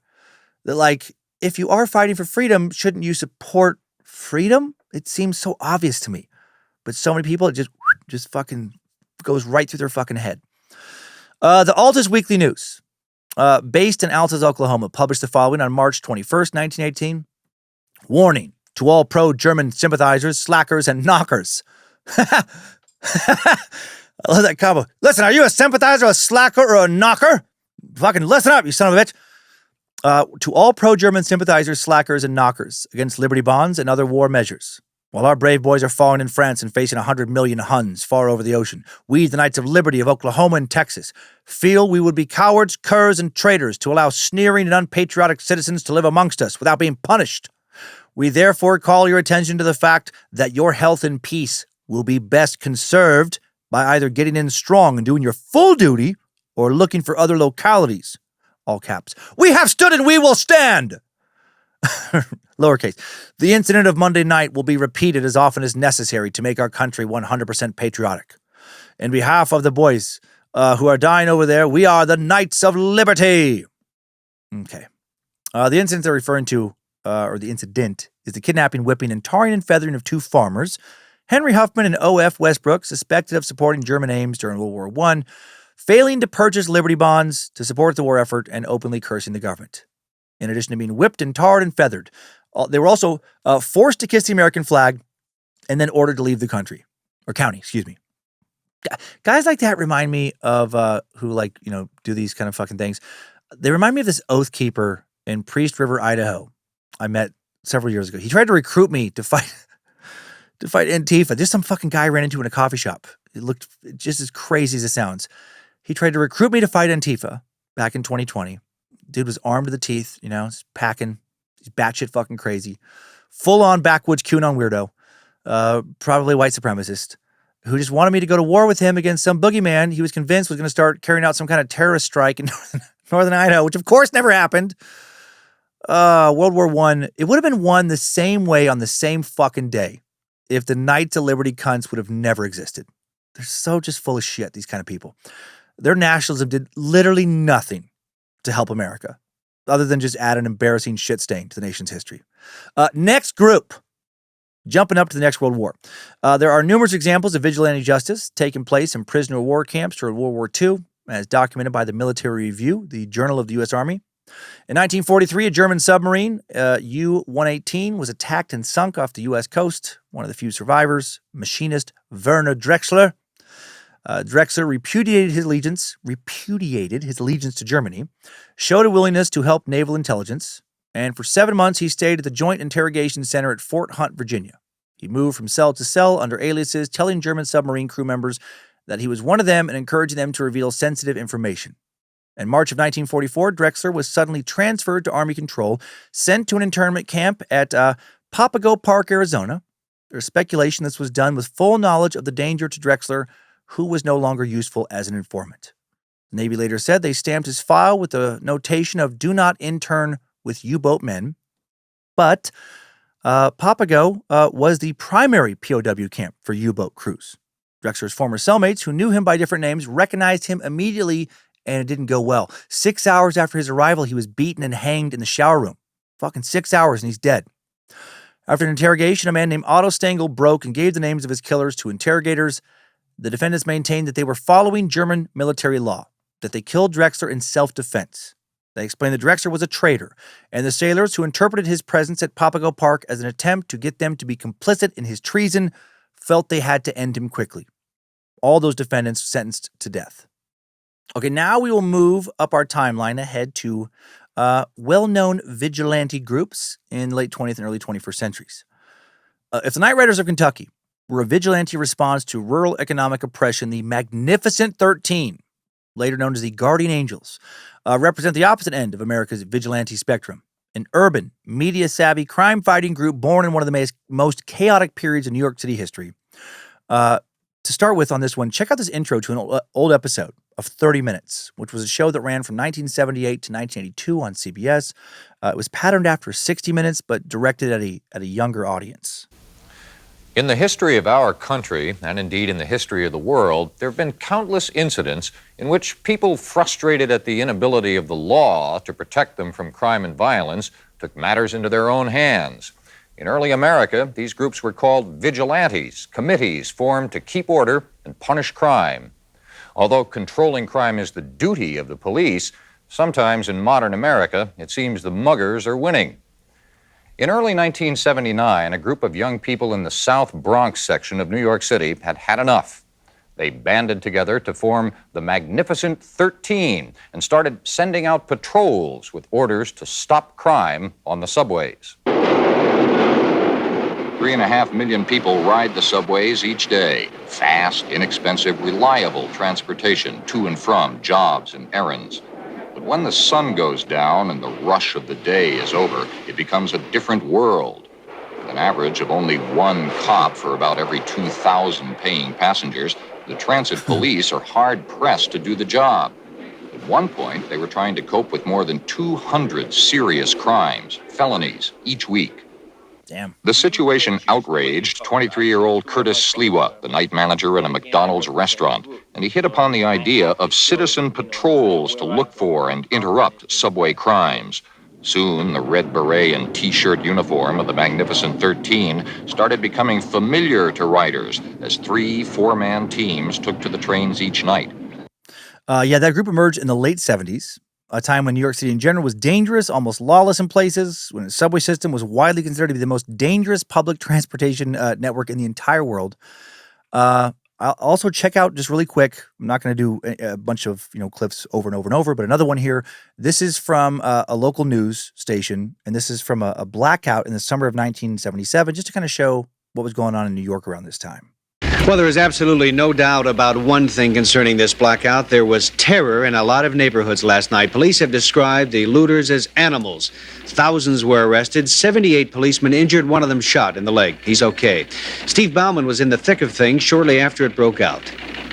Like a swarm of locusts is the way one Harlem cop described the looters, ripping through whole blocks of stores within a couple of hours after the lights went out. Hundreds of off-duty officers called in and were back on patrol in about the same time, but the packs of roving thieves hit so many places at once in some areas that countless stores were stripped bare before police arrived. So it sounds like this place, right, needs some extra help controlling crime. Trains are covered in graffiti. Policing is inconsistent at best. Violent crime so common that many commuters refuse to ride after dark. City, just in general, gripped by reputation for lawlessness. Budget collapses. What newspapers called the fear factor, a sense that nobody's in control.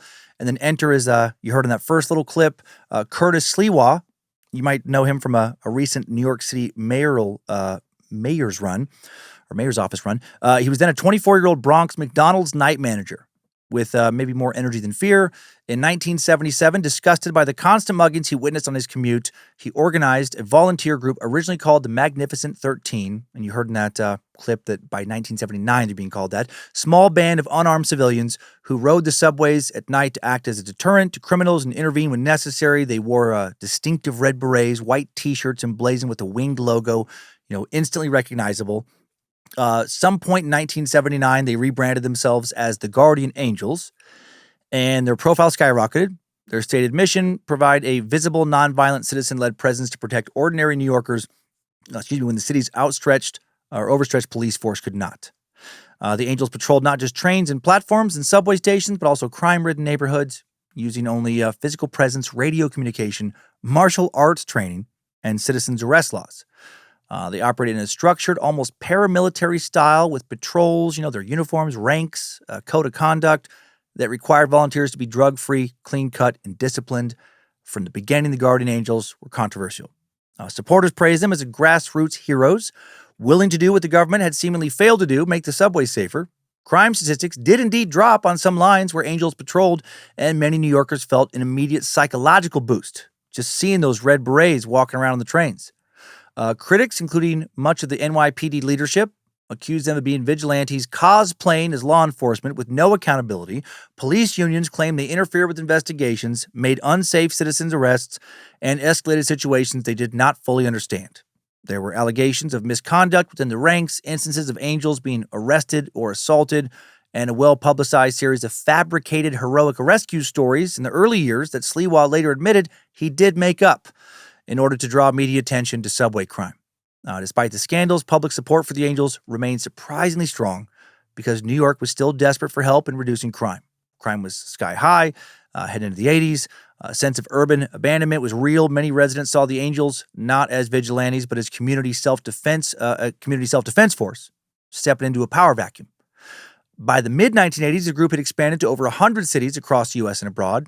Their international chapters operated in places like London, Toronto, Tokyo, Sydney, and Johannesburg. The Angels became part of pop culture, appearing on talk shows and movies and in comic books. Even their critics had to admit, they were organized, disciplined, and not going away.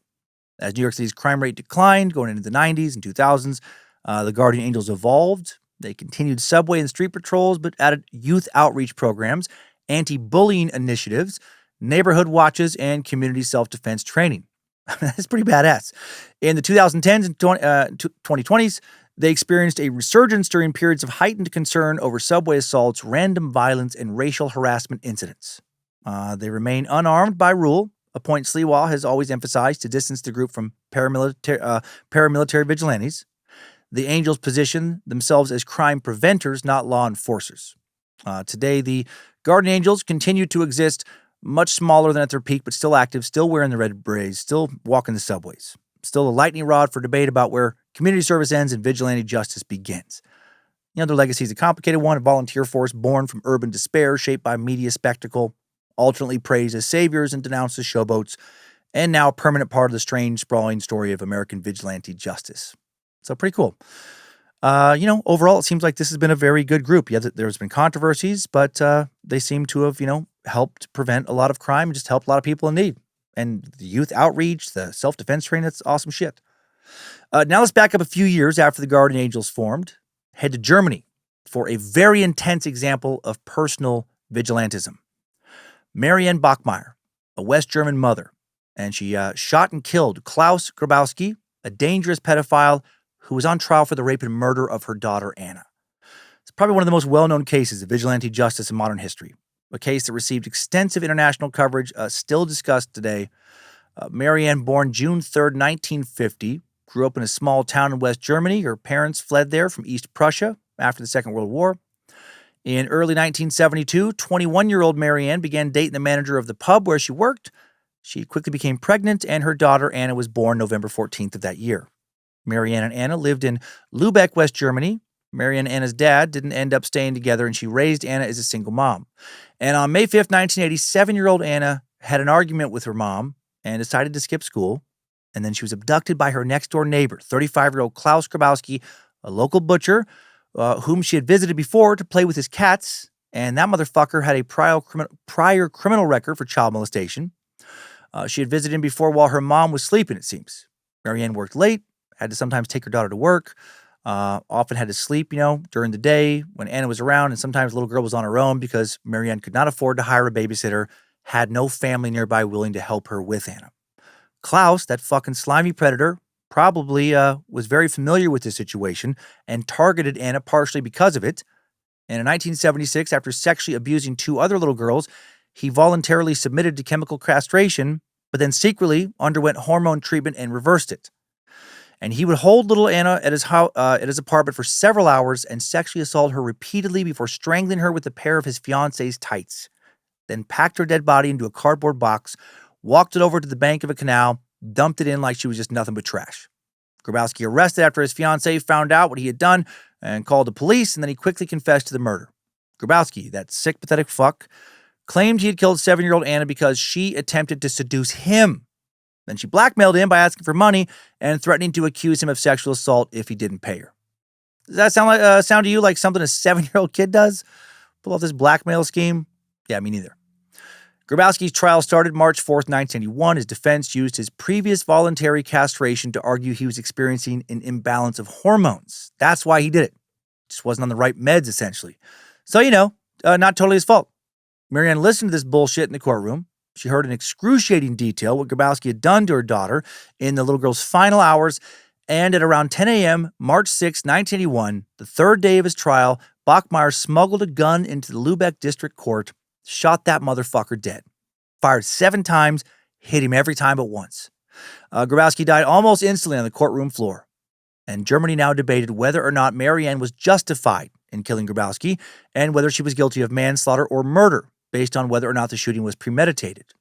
November 2nd, 1982, Marianne is charged with murder, but then prosecutors dropped that charge. Hell yeah.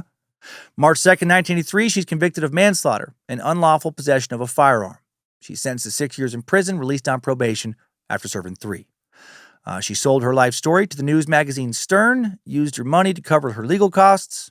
The German government faced criticism now for not realizing that a convicted sex offender had used hormones to regain his libido, and for letting him off with such a light sentence.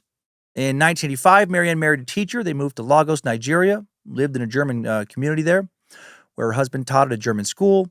They divorced 5 years later, 1990. Marianne moved to Sicily, where she worked as an aide in a hospice in Palermo. And there, this poor woman gets diagnosed with pancreatic cancer, returns to Germany.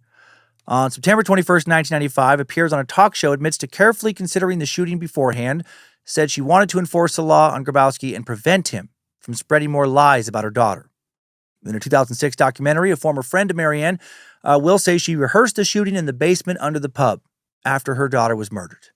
And then Marianne died September 17th, 1996, at the age of 46. Her body buried next to Anna's. Was this bit of vigilantism justified? I mean, I'm going to be honest, I do like it. He was already a sex offender. He confessed to Anna's murder. His defense attorneys weren't arguing that he did not do it. They were arguing why he did it.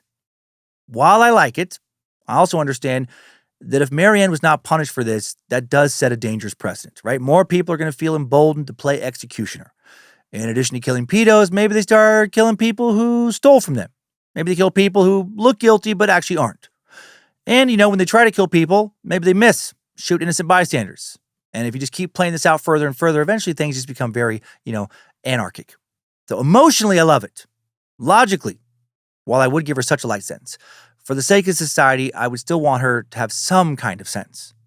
My dad, on the other hand, 100% for it, doesn't care at all about any precedent it sets. He told me he's a, quote, man of action. And that why should he care about a precedent when, quote, he doesn't know what that word means? He says, the only good pedo is a dead pedo.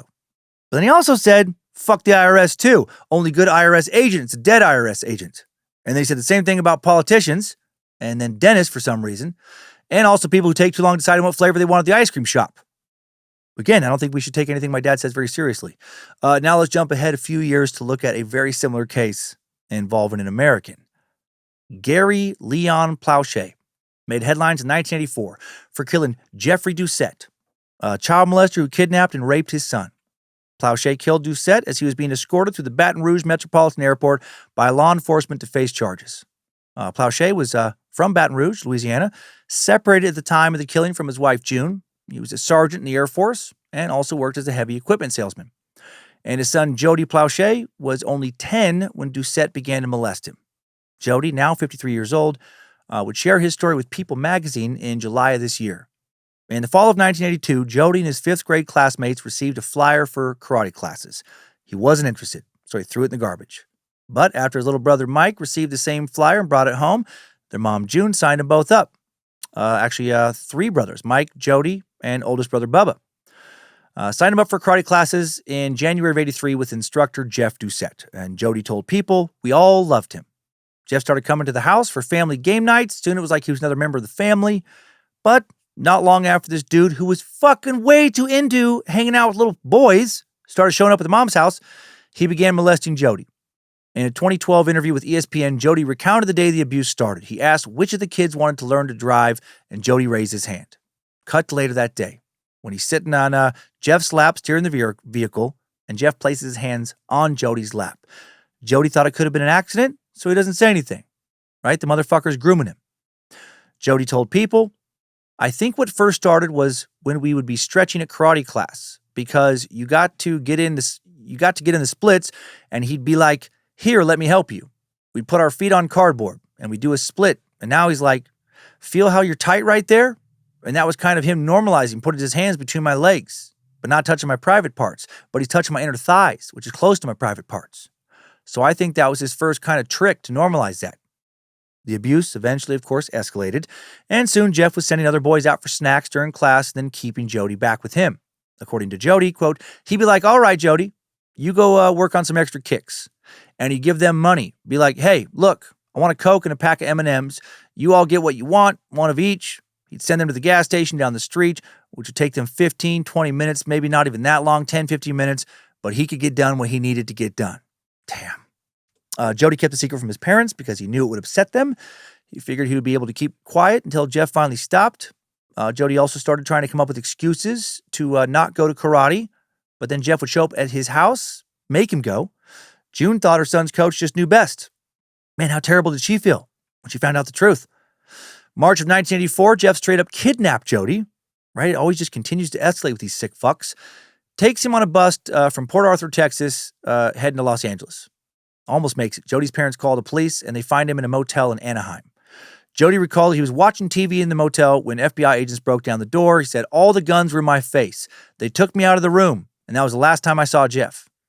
On March 16th, 1984, a week after test results confirmed that Jody had been sexually assaulted, Jeff is extradited to Baton Rouge on charges of kidnapping and sexual assault. And Jody's dad, right there waiting for that motherfucker. Gary Plauché, armed with a .38 snub-nosed revolver, already at the airport when he landed. Just before the shooting, Gary called his best friend from a payphone, watched Jeff walk by, giving him a reason to be near Jeff, also not be noticed by the police. He told his friend, you're going to hear the shot, and then killed Jeff just a moment later. An officer asked, why in the hell would you do something like this? And Gary responded, if he'd have done that to your family, you would have done the same thing too. June would visit Gary later that night at the jail, and she would tell him, quote, you know you're going to hell, right? What? That's what you say to him that night? Not sorry I invited that fucking random dude I wasn't dating into our house to hang out with our kids? Not sorry I kept sending him back to go to lessons when he tried to get out of them? Not, hey, I know I didn't know what he was doing, but still, I'm sorry. Not even, you should have never done that, but, I get it. Not the biggest fan of June right now. Gary said he didn't care if he's going to hell. Wanted his son to at least know that guy was gone forever now. Gary was charged with second-degree murder, pled no contest May 16, 1985.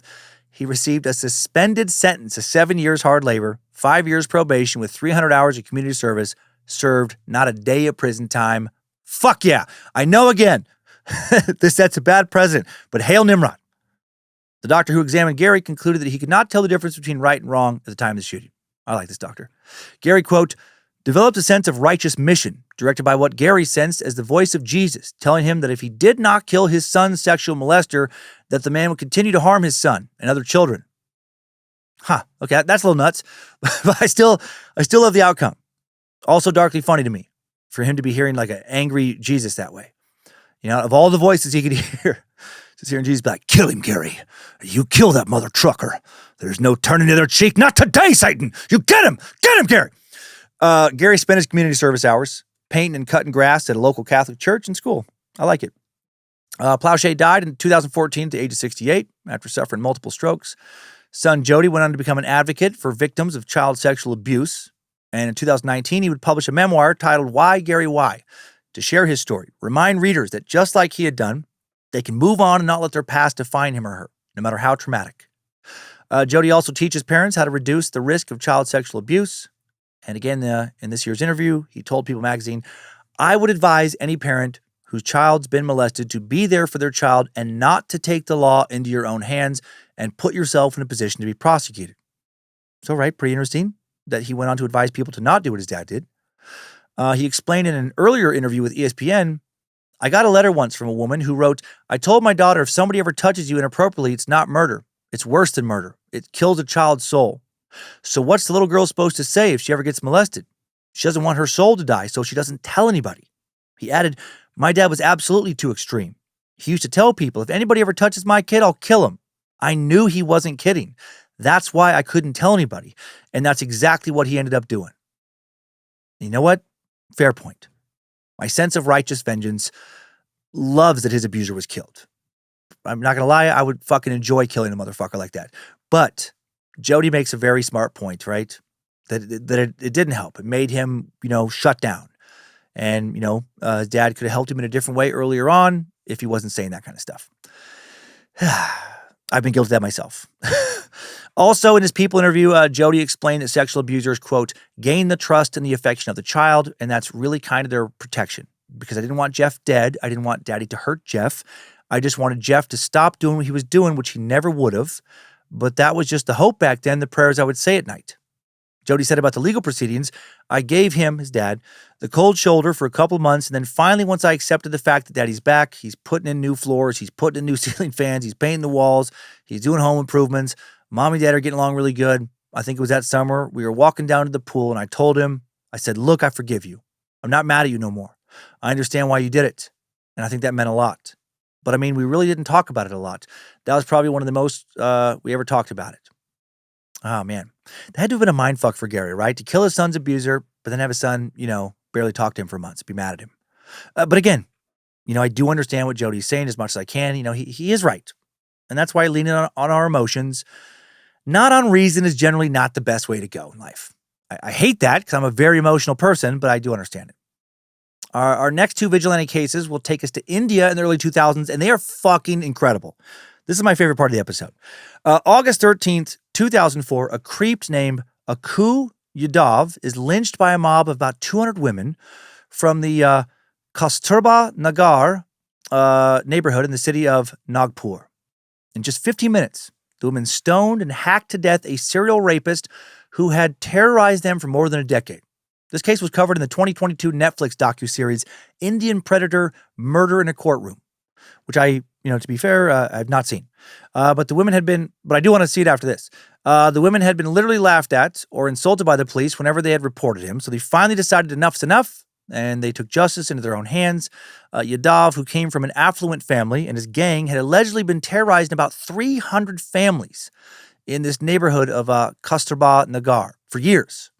They would just barge into people's homes, demand money, abuse them, rape people. Yadav supposedly murdered at least 3 people, dumped their bodies on the railway tracks. Citizens had filed dozens and dozens of reports against him with the police over the years, but the reports would just disappear, or Yadav will be granted bail and never punished. According to The Guardian, it was rape that Yadav used to break and humiliate the community. A rape victim lives in every other house in the slum, say the residents of Kasturba Nagar. He violated women to control men, ordering his henchmen to drag even girls as young as 12 to a nearby derelict building to be gang raped. Fuck. In India, it is especially taboo for a woman to admit she's been raped. However, dozens of victims did report that Yadav and or his henchmen raped them, but time and time again, never charged. Instead, the police, who are believed to have been bribed by Yadav over and over again, would sometimes tell him or tell his men which victims made the reports so that his men could go find them and attack them all over again. Or they would accuse them of lying. When one 22-year-old woman reported Yadav for rape, the police accused her of having an affair with him and just sent her away. Others were told some version of, "You're a loose woman. That's why he raped you." Fuck. 25-year-old Usha Naranye was an untouchable at the bottom of India's caste ladder. Many of the women in Kasturba Nagar don't have the opportunity to get an education, but Usha had earned a diploma in hotel management, gotten a job in a call center. She had plans to travel north to start a management job in Punjab. Usha was visiting home on school break when the family next door to her was attacked by Yadav's gang. The gang warned Usha not to go to the police, but she did anyway. And then about 2 weeks before he was killed, Yadav came to Usha's home several days in a row. One day he came to her home with a group of about 40 dudes. He brandished a bottle of acid, threatened to mutilate Usha's face before he raped and murdered her. Fuck. Are you fucking kidding me? I said, are you fucking kidding me? Right, Miles?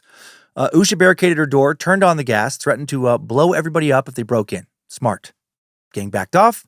The residents of the neighborhood, while too afraid to confront the mob and risk being mutilated and or raped and or murdered themselves, were very proud of her for standing up and defending herself like this. Usha told The Guardian, he raped only poor people whom he thought would not go and tell, or if they did, they wouldn't be listened to. But he made a big mistake in threatening me. People felt that if I were attacked, no woman would ever be safe. A week later, people in the community started to talk about taking real action against Yadav, and he disappeared from the neighborhood, worried that a lynch mob was now going to come for him. Usha and her brother-in-law went to their local deputy commissioner, somebody not actually taking bribes from Yadav, who gave them a safe house for the night, promised to search for Yadav. Then on August 6th, an angry mob of hundreds of residents destroyed Yadav's house. Fuck yeah. By that evening, they heard he had surrendered and was in custody for his own safety, due to appear in court the next day. And then that day, about 500 people, mainly women, gathered outside of the court. As Yadav arrived, one of his men attempted to pass him knives wrapped in a blanket. Women in the crowd protested. They saw this, called it out. The accomplice was arrested. Yadav taken back into custody. And then he really fucked up when he threatened to return and teach every woman a lesson. When the neighborhood heard he was likely to get bail again, the women decided to act the next time he was appearing in court. Usha explained, it was not calculated. It was not a case that we all sat down and calmly planned what would happen. It was an emotional outburst. The women decided that if necessary, they would go to prison, but that this man would never come back and terrorize them. August 13th was the day of the hearing. About 200 women came to the court armed with knives or chili powder to throw in his eyes, or just armed with rage. Yadav spotted a woman he had raped in the crowd, called her a prostitute, threatened to repeat the crime once he was back home. This motherfucker. The police officers escorting him actually laughed at that, but then she took off her sandal and she started to hit him. She shouted, "We can't both live on this earth together. It's you or me."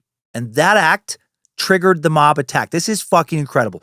A bunch of women threw chili powder in his face. Others pelted him with stones. The two officers, they ran away for their own safety. The women started to stab him. They would stab him over 70 times. One of the women would cut his fucking dick off with a vegetable knife, and he'd be dead within 15 minutes. Just fucking mutilated in pieces. 5 women were arrested, but all of them released following a massive demonstration held for them across the city. Nearly every woman in Kasturba Nagar would claim responsibility for the attack. That's so awesome. They would dare the police to arrest all of them. I love this story so much. Usha Naranye told The Guardian, after the murder, society's eyes opened. The police failings came to light. That has irritated them. The police see me as a catalyst for the exposure and want to nip it in the bud. I am not scared. I'm not ashamed. We have done a good thing for society. We will see whether society repays us. Prominent lawyers issued a statement that the women should be treated as victims, not killers, as fucking heroes.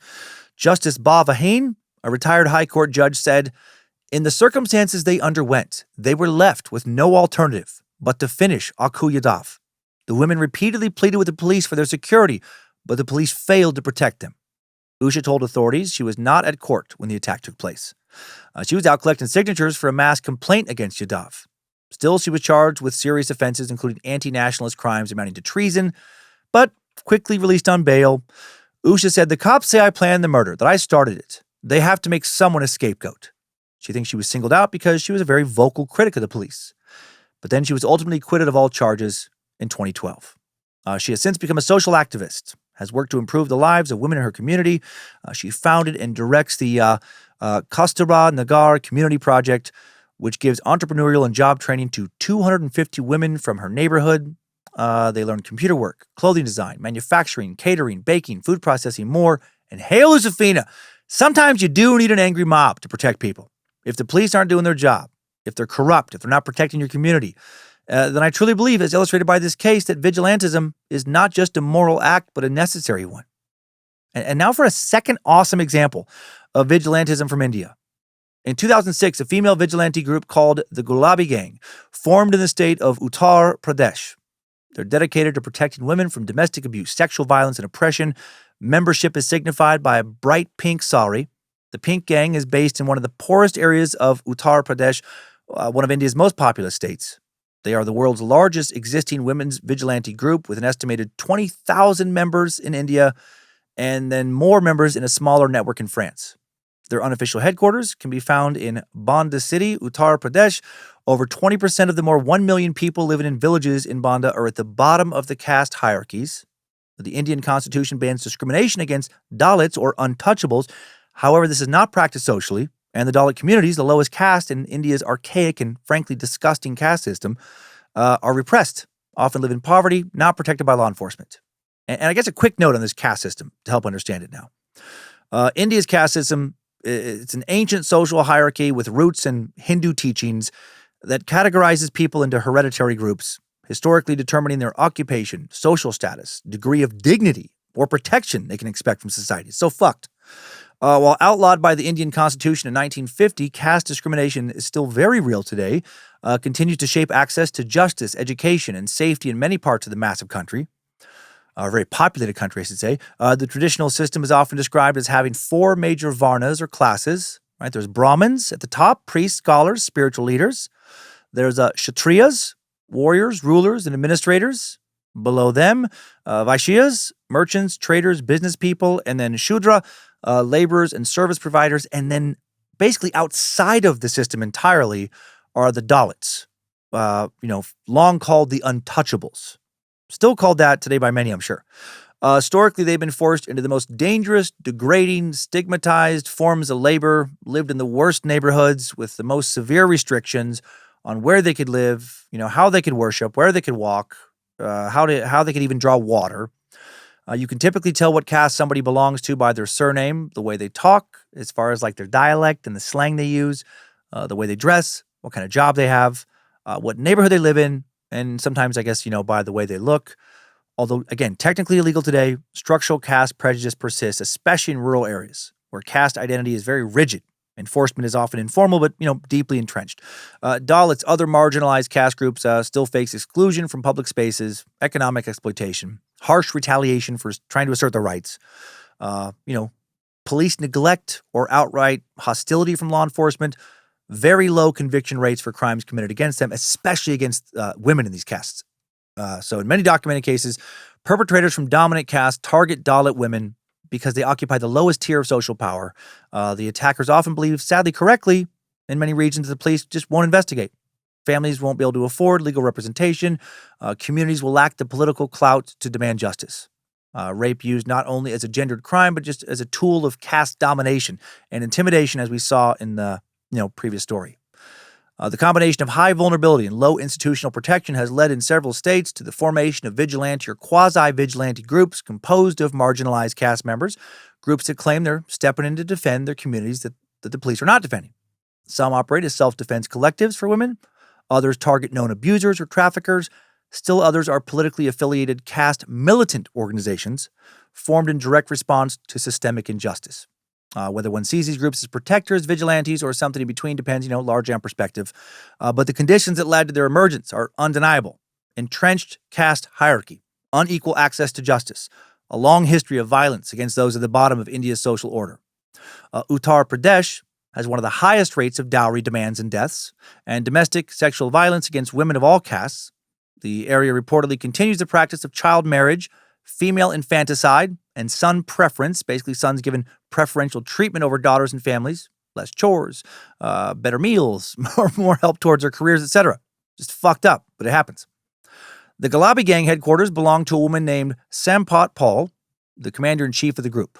Sampot is married to an ice cream vendor, has 5 kids, is a former government health worker. She rebelled against caste and gender inequalities from a young age. Her parents resisted sending her to school, but eventually gave in. Her education ended abruptly, though, when she was married off at the age of 9. What the fucking fuck? Then she had her first kid at the age of 13. Fuck arranged marriages. Oh my God, especially child marriages, obviously. But just the whole concept. Fuck it. So sad that shit still happens in places. But listen, if you can't get anyone to marry you willingly, you should not be married. The world does not owe you a partner. I can't talk today. And parents, you actually don't know which spouse is best for your kid. Shut the fuck up. Sampot started working as a government health worker, which brought her in close contact with the problems of rural women. She quit because of her frustration with how little the government did to help, village communities. Quit over that. Sampot came home one evening in 2002 when she's 42 years old, heard rumors that her friend had been beaten by her alcoholic husband again, and local police are looking the other way again. Sampot went to help her friend, and then she got beaten up herself. But she wasn't going to give up, right? The husband, her friend's husband beat her too. And then she gathered up some neighbors, returned to the house, and they beat the shit out of the wife-beating husband in front of the community. Hail Nimrod and Hail Lucifina. And that inspired her to create a band of vigilante women. Sampot said, in our villages where food is scarce and there has been a drought-like situation for 10 years, women are the most abused. I realized that under these conditions, a woman has to fight to survive. The gang started off with Sampot and 4 of her friends. Over time, the gang attracted dozens more neighbors, and the women began to train, develop their methods. They're like doing fucking martial arts now, getting better with swinging those sticks, training how to smear men in their eyes with chili powder. Their most popular drill was the use of a lathi. This baton, typically carried by, law enforcement. Sampot said, I wanted to work for the people, not for myself alone. I was holding meetings with people, networking with women who were ready to fight for a cause, and we are finally ready with a group of women. The group expanded to 20,000 women in just 5 years, and then had 10 district commanders running outposts spanning 36,000 square miles. Members range in age from 18 to 60. Their pink gang stations serve as meeting places where women can discuss their problems. Women come to the stations every day, some of them walking great distances, hitchhiking, or taking bus routes to do so. Those who receive help spread the word, helping the operations expand. Once a formal complaint is lodged, the gang makes a plan of action. According to a member named Chamania, quote, first we go to the police and beg them to do something. But the administration won't listen to poor people. So we end up taking matters into our own hands. If the police refuse to get involved, gang members will speak to whoever is abusing someone, typically a woman's husband, demand that they change. If they do not change, the gang will invite the wife to join them in a massive fucking beating of him. Hail Lucifina. Hey, dude, no more hitting your wife. You gotta knock that shit off, okay? I'm sorry, what was that? Did you literally just say that's not gonna happen? All right, ladies, let's fucking tune him up. Nice and good. Let's change his mind, one broken bone at a time. Sampot noted, our missions have a 100% success rate. We have never failed in bringing justice when it comes to domestic problems. I love her. She's a fucking boss. I want to be her in my next life. Other than the getting married at 9 part. I don't want that part. Actually, I don't want any of her childhood part. Or just, being a fucking marginalized, person in India. The Pink Gang doesn't just beat the shit out of abusive husbands. They also settle land disputes, various neighborhood conflicts, help poor women get socioeconomic benefits like school admission and food cards. Member Kamat Devi said, though I don't have any designated role in the gang, I end up settling fights between neighbors in the village. When we hear of a rift, we hold meetings with Sampot. We try to come up with an amicable solution. It isn't always easy, but people respect the Gulabi gang as we are always neutral. In a 2009 interview, a woman named Banwari Devi explained why she joined the cause, saying, come on, take your clothes off. My rapist barked at me. He was a high caste man. He followed me into the field. I shouldn't have headed to the pastures alone, especially when the crops had already been harvested, but I really wanted to pee. When the crops are reaped, they are sliced off by sharp sickles, not uprooted. The dried ends of chopped stems are like a bed of nails. If I tried to run barefoot, it would be like running over a field of spikes. The bottom of my feet would have been lacerated. I tried to run in the mud path and not through the field, but the man caught up with me, slammed my head against a tree. Then he took me. After he was finished, he spat on me. Jesus Christ. I was only 18. I went to the police, the politicians. Everyone said I'd asked for it, going into the fields by myself. I wept a lot, didn't want to go near the pastures again, yet it was our only source of sustenance. My husband finally left me, and he took our boys. I was left with nothing at a young age. Now I am 52. Yes, I do go around beating men who attack village girls. You ask me why I joined the Galabi gang? So that women after me can walk through fields with long, fearless strides. Damn, hail Lucifina. Whew. I can get my allergies going. Man, regarding what happened to her, yeah, how tragic, of course. But regarding how she turned that around to help others, how just absolutely courageous, amazing, and inspiring. My God. The online journal Mass Violence and Resistance Research Network has had more good things to say about the Galabi gang. It is to be noted that in Banda, the gang's notoriety overstepped the boundaries of gender-related disputes as their violent vigilantism posed a direct challenge to state officials and the government machinery.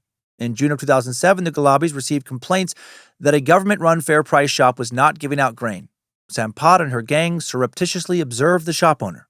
The gang eventually intercepted 2 truckloads of grain marked below poverty line as they were being shunted off to the open market. Armed with their evidence, the gang members pressured the local administration to seize the grain and hand over the shop owner to the police. But when local authorities refused to register the case, angry gang members assaulted one of the police officers. That incident immensely bolstered the Galabi gang's credibility in the region. Later that year, the gang stormed a police station where an untouchable man had been held in custody for 2 weeks without any case having been filed against him. So they saved guys too. In 2008, gang members raged into a electricity office in Banda district, forcing officials to turn back on power that had been switched off in an attempt to extract bribes, from local villagers. In January of 2011, the Galabis helped a 17-year-old girl who had been gang raped by a group of men, including a member of the local legislature. When the rape victim, Shilu Nishad, went to file a case, to her utter dismay, she was arrested by the police under trumped-up charges. Turned out her attackers had already called the police, accusing her of theft. After the girl's father approached the gang for help, the Galabis organized a demonstration in front of the police station, and subsequently another in front of the legislator's house. The gang's effective intervention led to the rapist's arrest, and Rahul Gandhi, the heir to the Gandhi family's political throne in India, traveled 370 miles from New Delhi to meet the victim. The gang thus struck fear into the hearts of abusive men, but also grudgingly earned the wrath and respect of the local administration. Although they are not afraid to use violence, the Pink Gang has emphasized that violence is a last resort. Their goal is to initiate peace talks, which are usually followed by shaming rituals or demonstrations by the women outside of the homes of the offenders. They typically wear bright pink saris to give themselves visibility. Sampad explained, in rallies and protests outside our villages, especially in crowded cities, our members used to get lost in the rush. We decided to dress in a single color, which would be easy to identify. We didn't want to be seen in other bright colors as they had associations with political or religious groups. We settled on pink, the color of life. How cool is that? Some good vigilantism. The cops wouldn't protect those women, so they banded together and they figured out how to protect themselves. Regulators!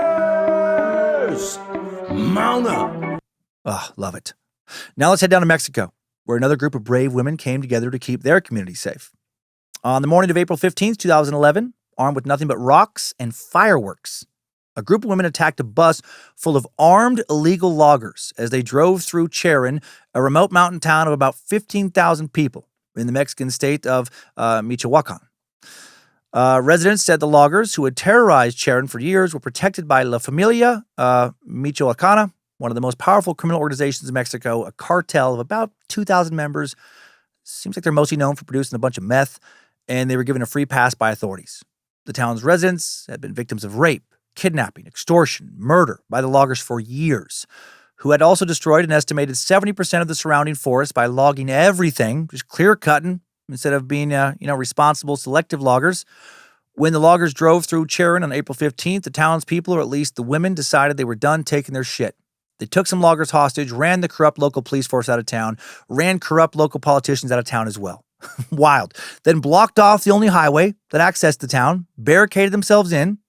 Then during the first days of their standoff, bands of residents gathered around 200 bonfires, roughly, that were set up at every intersection in town to stop the loggers from retaliating.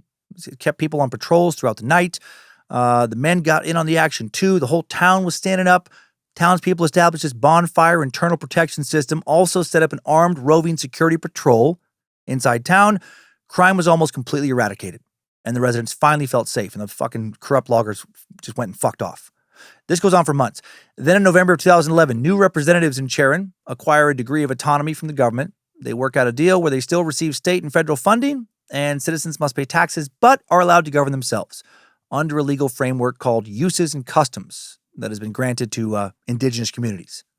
To defend ourselves, explained a community leader, we had to change the whole system. Out with the political parties, out with City Hall, out with the police and everything. We had to organize our own way of living to survive. Yeah, the town has prohibited all political parties and all political campaigns. Local candidates run individually for spots on a 12-person council. Hail Nimrod, right? No more propaganda and bullshit. As of 2017, Sharon had the lowest homicide rate in the entire state of Michoacan and perhaps even in the entire nation of Mexico. Now let's return to 2011, but head up to Seattle for some comedic relief. Between roughly 2011 and 2015, a city normally associated with coffee, right? Good indie rock, tech bros, sunless, rainy, overcast, existential dread, became the unlikely headquarters of one of America's most colorful vigilante movements, the Rain City Superhero Movement. This is real. Real-life Cape Crusaders patrolled the streets like fucking some low-budget Avengers assembled from a GameStop clearance rack. This group consisted of ordinary citizens, weird but ordinary, who adopted comic book-inspired personas, suited up in homemade costumes, and patrolled the city streets in an effort to deter crime, perform citizens' arrests, and help vulnerable residents. At their peak, they claimed over a dozen active superheroes, with names ranging from actually intimidating to you must have came up with that at 3 a.m. after a Monster Energy binge. The most famous member of the group, and essentially its leader, was Phoenix Jones, a mixed martial artist, birth name Benjamin John Francis Fedor. Phoenix Jones wore a black and gold armored suit that contained a bulletproof vest and stab plating, as well as equipment including a stun baton, pepper spray or tear gas, handcuffs, and a first aid kit. Some real-life Batman shit.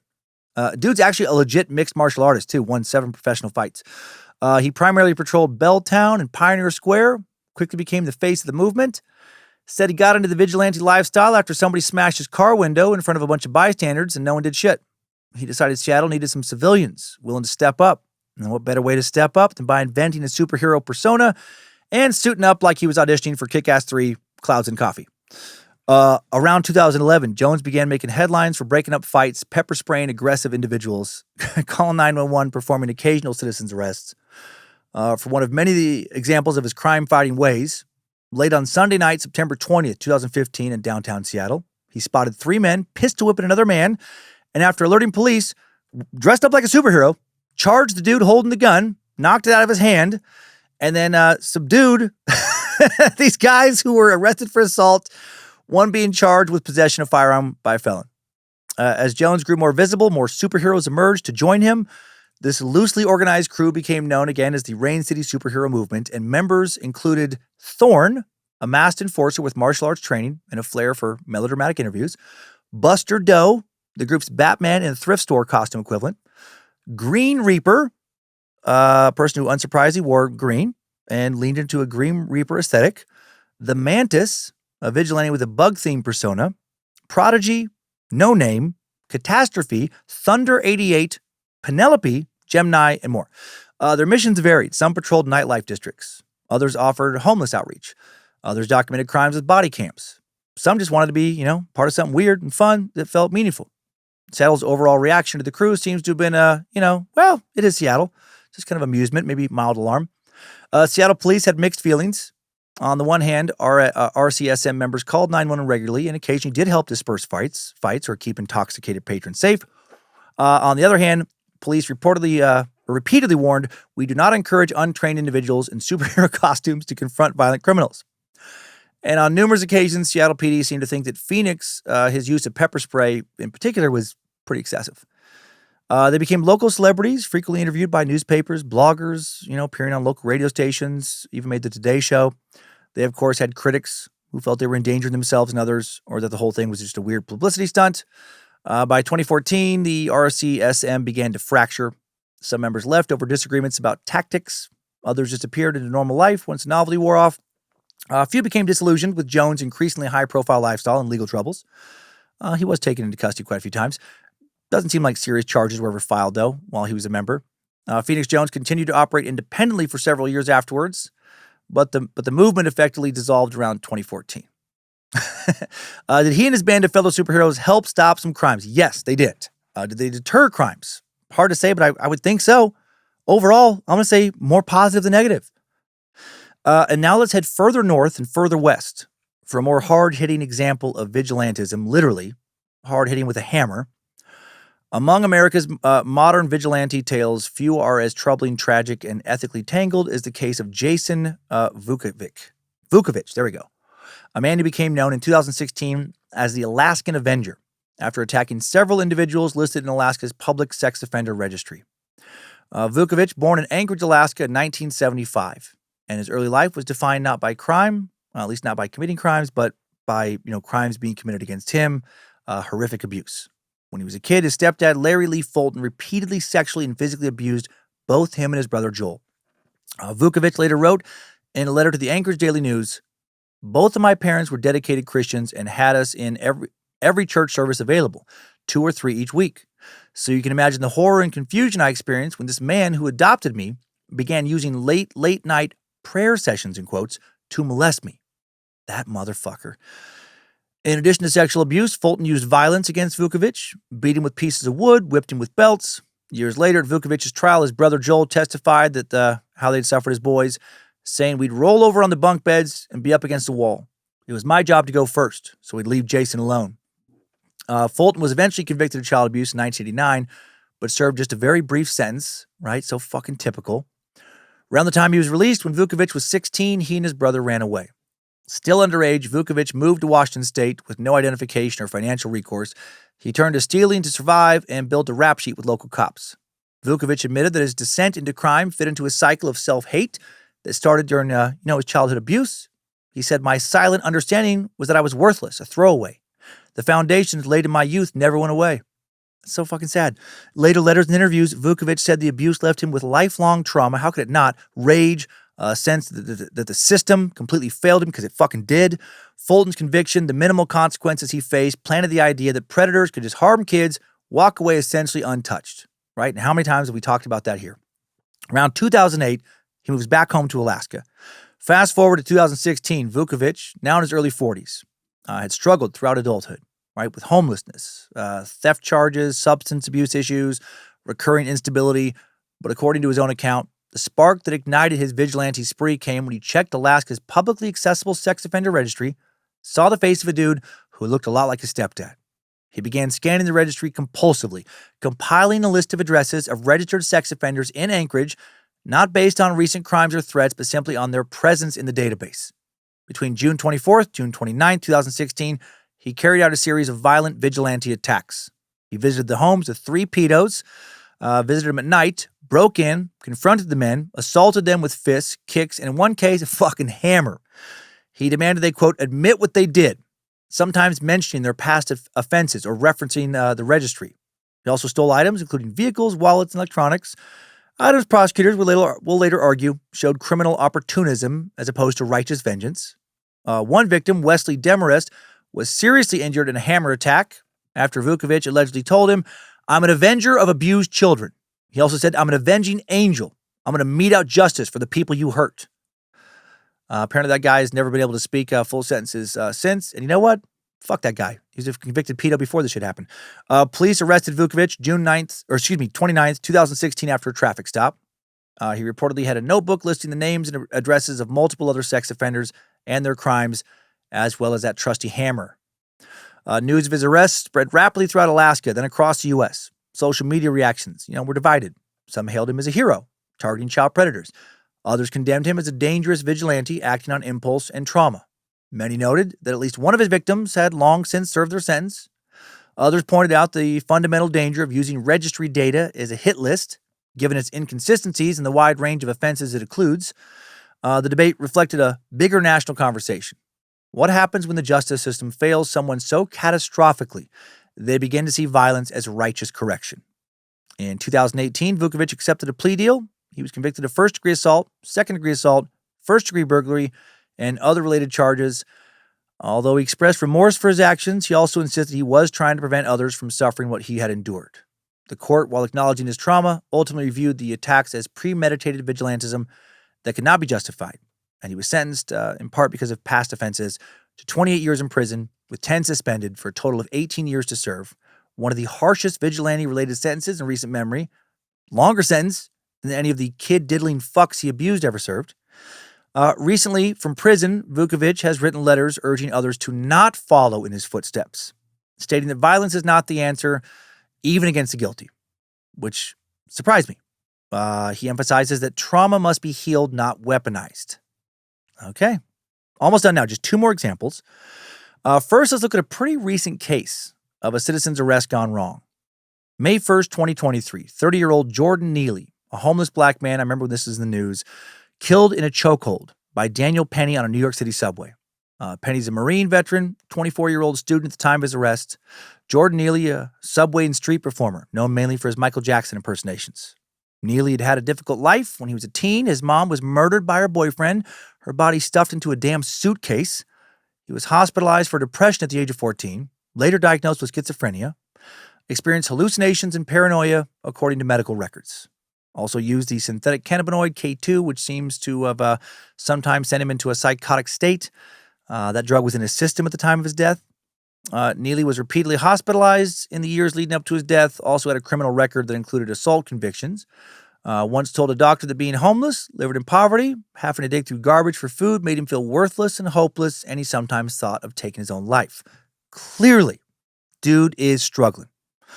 May 1st, 2023, Daniel Penny, left class, bearded the subway in Manhattan to go to the gym. He was on the same train Neely was. Witnesses said Neely was shouting about needing food and a drink before he whipped his jacket to the floor and started to scream. Said he didn't care if he died or went to jail. Some witnesses told 911 operators that Neely tried to attack people or indicated he would harm subway riders. Several testified they were nervous or feared for their lives, but Neely was unarmed and didn't actually touch any of the other passengers on the train. Multiple riders actually said he didn't even approach anybody. One said he made lunging movements and she shielded her child from him. Daniel Penny sees all this, decides he's had enough. He approaches Neely from behind, grabs him around his neck, takes him to the floor, and to quote, put him out, his words to the police. Two other passengers initially help Penny pin Neely to the ground, place him in a chokehold, and then he goes limp and loses consciousness. Another passenger's video showed that at one point Neely tapped an onlooker's leg like he's trying to tap out, like, hey, I'm done. Not resisting. He gestured to the onlooker like he needs help. Another bystander can be heard in a video saying he's dying, let him go. A witness who stepped in to hold down Neely's arms testified that he told Penny to free the man. Penny's lawyers noted that the witness's story, though, changed over time. Penny told detectives that Neely threatened to kill people and he was trying to, quote, de-escalate the situation until police arrived. He held onto Neely after the train had stopped because he wasn't sure the doors were open, and Neely periodically was squirming, he said. Penny said, I wasn't trying to injure him. I just kept trying to keep him from hurting anybody else. He's threatening people. That's what we learned in the Marine Corps. At his trial, a Marine Corps combat instructor would testify that Penny misused the chokehold technique he had been taught. Neely's death was declared a homicide caused by compression of the neck. Penny turned himself in May 11th, 2023, and died on June 15th. He pled not guilty to second-degree manslaughter and criminally negligent homicide. Opening statements in Penny's trial started November 1st, 2024. Prosecution and defense argued that Penny had the right to step in, but the prosecution argued he used too much force on Neely, who was unarmed. Penny held Neely in a chokehold for nearly 6 minutes. He could have released Neely after passengers stepped off the train at the station, once he was no longer a threat to others. Defense argued that Penny acted to save riders from threatening behavior. He held on to Neely until police arrived so he could be taken into custody. Defense also argued that Neely died from schizophrenia, synthetic marijuana use, and a sickle cell trait. December 6th, the judge dismissed the first charge of manslaughter in the second degree, and on December 9th, Penny was controversially acquitted of criminally negligent homicide. Even though he didn't go to prison, is that a good example of vigilantism? No, it's not. Held the dude down for way too long. Didn't really know what he was doing as far as applying that chokehold. No one's life was actually in danger, right? At the end of the day, the vigilante needlessly killed a mentally ill man screaming on a subway. Now, does something more need to be done about people, mentally or not? Threatening and terrifying people in public spaces? Yeah. But choking those people out? I don't know. Probably not the answer. Neither is shooting anyone, causing problems like my fucking dad says. Now for one more. From last year. More controversial. In early December of 2024, Manhattan became the stage for one of the most shocking vigilante killings in modern American history. One that really split the country. ignited furious online debate, forced people to confront just how angry and broken our healthcare system has made everyday Americans. The victim was Brian Thompson, CEO of United Healthcare's insurance division, the largest health insurance company in the U.S., a man who oversaw a corporation with hundreds of billions in yearly revenue, or oversaw one aspect of this corporation, the kind of person most Americans would never know by name until the night he was shot dead outside a Midtown hotel. The alleged killer, a 26-year-old engineer and Ivy League graduate named Luigi Nicholas Mangione, who wrote the following letter found when he was captured to explain his motivations. To the feds, I'll keep this short because I do respect what you do for our country. To save you a lengthy investigation, I state plainly that I was not working with anyone. This was fairly trivial, some elementary social engineering, basic CAD, a lot of patience. The spiral notebook, if present, has some straggly notes and to-do lists that illuminate the gist of it. My tech is pretty locked down because I work in engineering, so probably not much info there.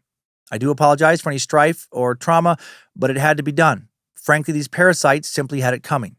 A reminder, the U.S. has the number one most expensive healthcare system in the world, yet we rank roughly number 42 in life expectancy.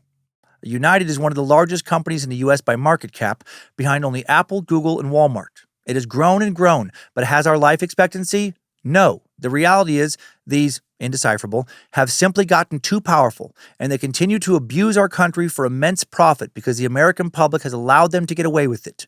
Obviously, the problem is more complex, but I do not have space, and frankly, I do not pretend to be the most qualified person to lay out the full argument. But many have illuminated the corruption and greed, e.g. Rosenthal Moore, he's talking about a journalist and a documentarian there, decades ago, and the problems simply remain. It is not an issue of awareness at this point, but clearly power games are at play. Evidently, I'm the first to face it with such brutal honesty. Before he killed Thompson, Mangione was a quiet guy with a promising future, no criminal record, an academic star, the valedictorian of his elite Maryland prep school, the all-boys Gilman School, earned both undergrad and graduate degrees in computer science from the University of Pennsylvania. He spent time surfing in Hawaii after college, may have stopped due to debilitating back pain. Back pain he may have felt was not being properly treated due to health insurance bullshit. Not that he couldn't have personally made sure to get the care he needed. He grew up in a wealthy family of Baltimore real estate developers. They own multiple country clubs, nursing homes, radio station, and more, like a lot of money. Not the type you would picture when you think of a future vigilante. And yet, if you look at the reaction online in the days that followed, you might have thought the country had just witnessed the death of either a saint or a supervillain when he killed a health insurance CEO, depending on which corner of the internet you wandered into. So what happened? Just after 9 p.m., Thompson was leaving a hotel where he'd been attending a healthcare investment conference, a gathering of executives, investors, analysts, and talking about profit projections. He walked outside, crossing over towards a car waiting for him, was shot multiple times at close range, then his killer vanished into the New York night. Shell casings found at the scene had the words deny, delay, and depose written on them. For 5 days after the attack, for 5 days, the attack horrified Manhattan and baffled investigators. And then the quiet young man from Maryland, Luigi Mangione, is arrested at a McDonald's of all places in Altoona, Pennsylvania, ending a multi-state manhunt. When officers searched him, they find a 3D printed gun, a fake ID, a series of writings that prosecutors later described as ideologically motivated, a fixation on the American healthcare system, on medical debt, on the people who die waiting for treatment or approval, and on the executives who benefit from massive salaries and bonuses while many of their patients, who are their customers, needlessly suffer and or die. In 2023, Brian Thompson made just over $10 million. His family confirmed he had had his life threatened numerous times before he was killed, largely, it seems, from people who were denied coverage. As soon as Mangione's name hit the news, America's reaction to Thompson's killing, pretty much split down the middle. To some, he's a monster, a domestic terrorist who murdered a man for nothing more than being wealthy and powerful, for working hard, climbing the corporate ladder, somebody who turned a deeply flawed system into an excuse for violence, somebody who decided unilaterally that he had the right to end another human being's life. To others, he became something a lot more complicated. A vigilante, a hero, a David standing up to a Goliath, a rich kid who didn't need to stand up for the little guy, but did anyway, a guy willing to martyr himself to illustrate the corruption of a system millions of Americans believe has been killing them slowly for years, a man who targeted not random civilians, but the CEO of a corporation many people blame for denying claims, delaying treatment, making life or death decisions based not on medical need, but on spreadsheets and fucking stock profits. Almost immediately after his arrest, social media lit up with debates. Some people condemned him entirely. Others argued, right, he's a symbol of desperation, the human embodiment of a rage at a system that forces families to choose between chemotherapy and bankruptcy. So fucked. Memes appeared. Free Luigi billboards went up. Artists painted him as if he were a modern-day Guy Fawkes. Polls, actual national polls, showed that young Americans, especially those under 30, viewed him more favorably than unfavorably. And why? Because for many Americans, healthcare doesn't just feel broken, it feels predatory. Families who have watched loved ones die because they couldn't afford treatment that would have saved them, felt a sick kind of catharsis, seeing somebody at the top of that system being held accountable, even violently. They didn't view it as a tragic death. They saw it as an eye for an eye. And of course, right, a lot of that anger is emotional, not rational. CEO isn't personally deciding whether your MRI gets approved. Corporate harm is systemic, not individual. But emotions don't care about corporate structure. And there is some logic there. The question this case raises is brutal, right? If someone's decision or their company's decision contributes to suffering and death, are they morally responsible? And if so, does that justify retaliation? Many of us would say no. Society only works if we agree violence is not the answer to structural flaws. But many Americans no longer trust that the system will handle it. And when trust collapses, as we've learned, vigilante thinking creeps in. Do I believe that what Mangione was fighting against is a just cause? Fuck yeah, I do. Do I agree with the killing? I'm not sure. Unpopular opinion, I'm not sure. I don't know. I go back and forth. America's health insurance racket, including Big Pharma, is fucking predatory. Wall Street profit is put ahead of saving lives. And no matter how many people complain, it just keeps getting worse. Right now, health premiums, already unattainable for tens of millions of Americans, are going to get more expensive. Millions more will have to choose between financial ruin or fucking, living. Millions more will live in pain that there are cures for, live with fatal diseases that could be successfully treated. Healthcare companies will continue to put profit before people no matter who gets elected. How do you combat that? I don't want to advocate for domestic terrorism, but also, if more CEOs got assassinated, would that help create change? Or would shit continue to be exactly the same? I don't know. Would new CEOs hire better personal security? Would the average working class American just get fucked over just the same? Historically, when it comes to major societal change, bloody vigilantism on a major revolutionary scale is more effective than anything else. In my mind, revolutionaries are a type of vigilante, right? They go outside the legal order not to just stop crime, but to completely overhaul the fucking system they live inside. Again, I'm not advocating for more CEOs to be assassinated. I'm not saying Luigi shouldn't be punished, but doesn't he have a point? Shouldn't people whose corporate decisions literally get people killed be held to some type of accountability? I mean, my dad says, quote, kill them all, let's fucking go. I don't know how much longer I'm going to be able to hit sniper shots like I can right now, and I want to taste some fucking glory. Nothing is over! Nothing! You just don't turn it off! But he is crazy. Let's zoom out. Look at all this a little bit more after the timeline. Good job, soldier. You made it back. Barely.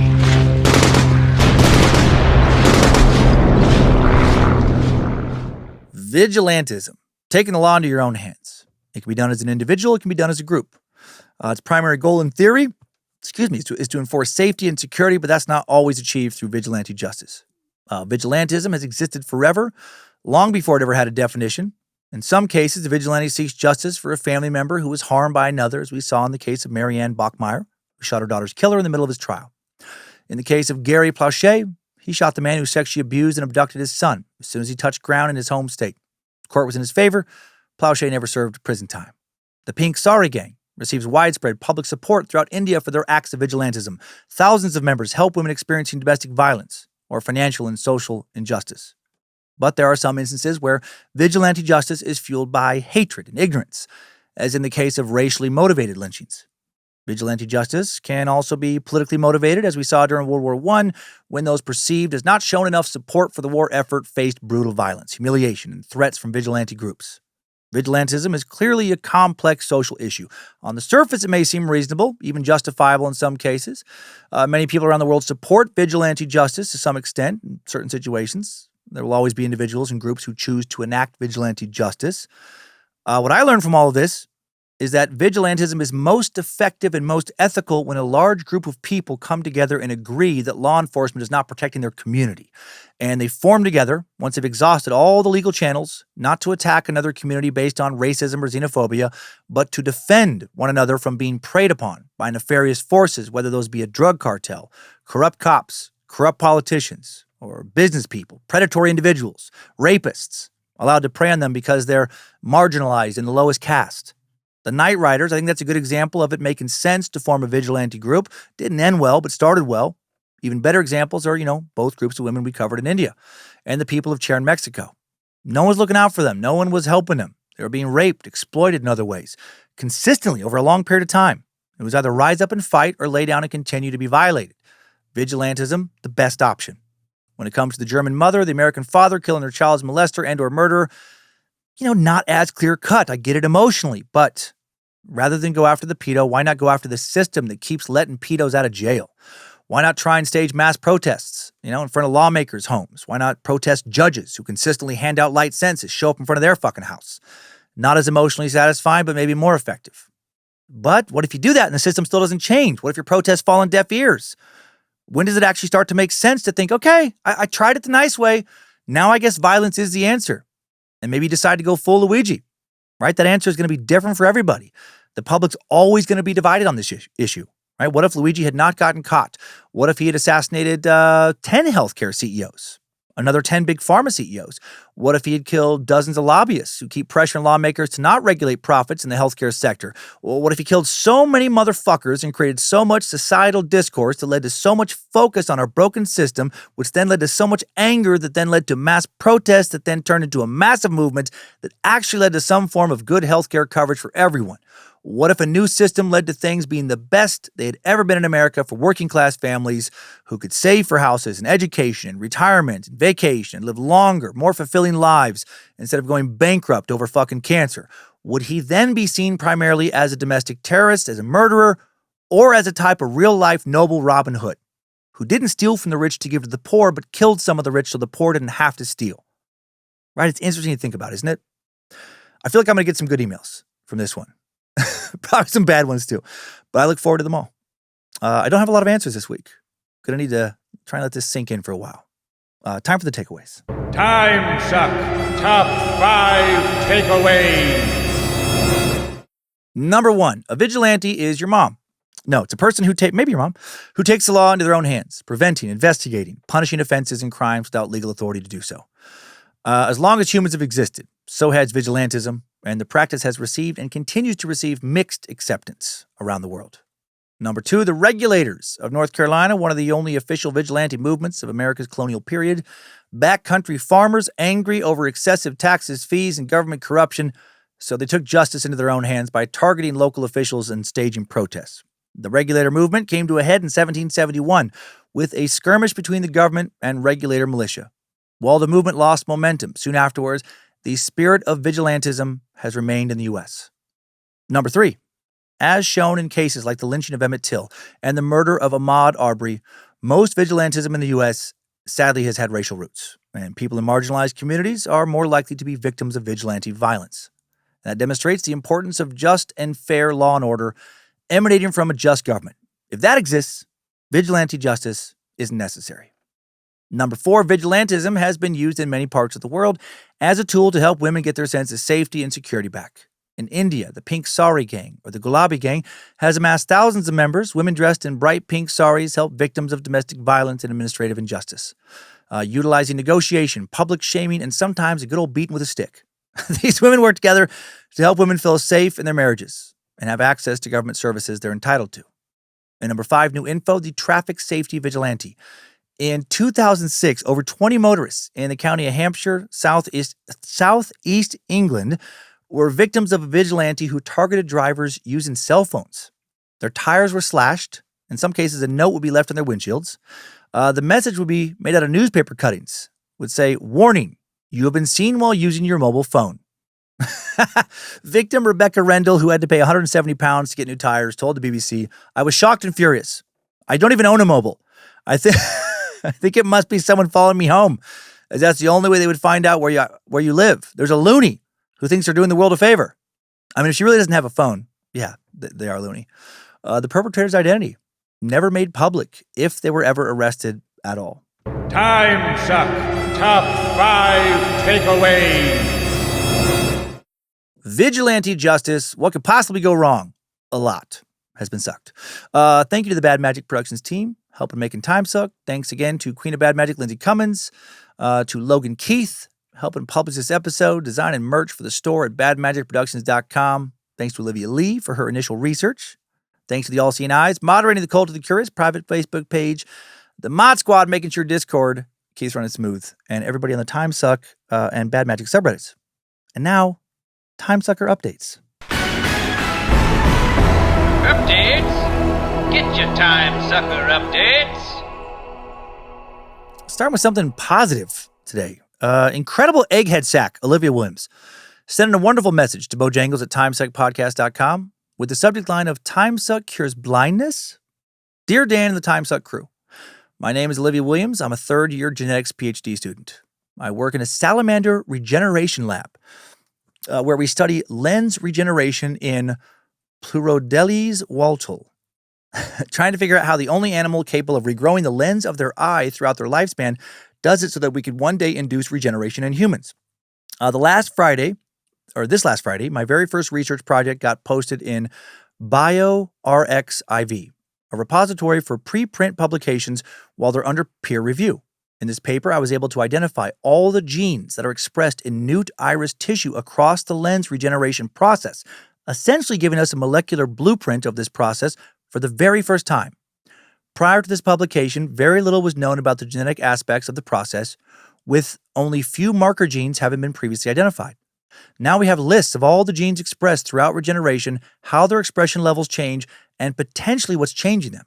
As you can imagine, this project was an intense amount of work over the last 2 years of my life, and Timesuck was there alongside me the whole time. I'm writing in today to tell the story of how you and your podcast are partially responsible for the success of this project. When I started this project, I was a first-year PhD student, not being paid nearly enough, enrolled in classes I did not enjoy.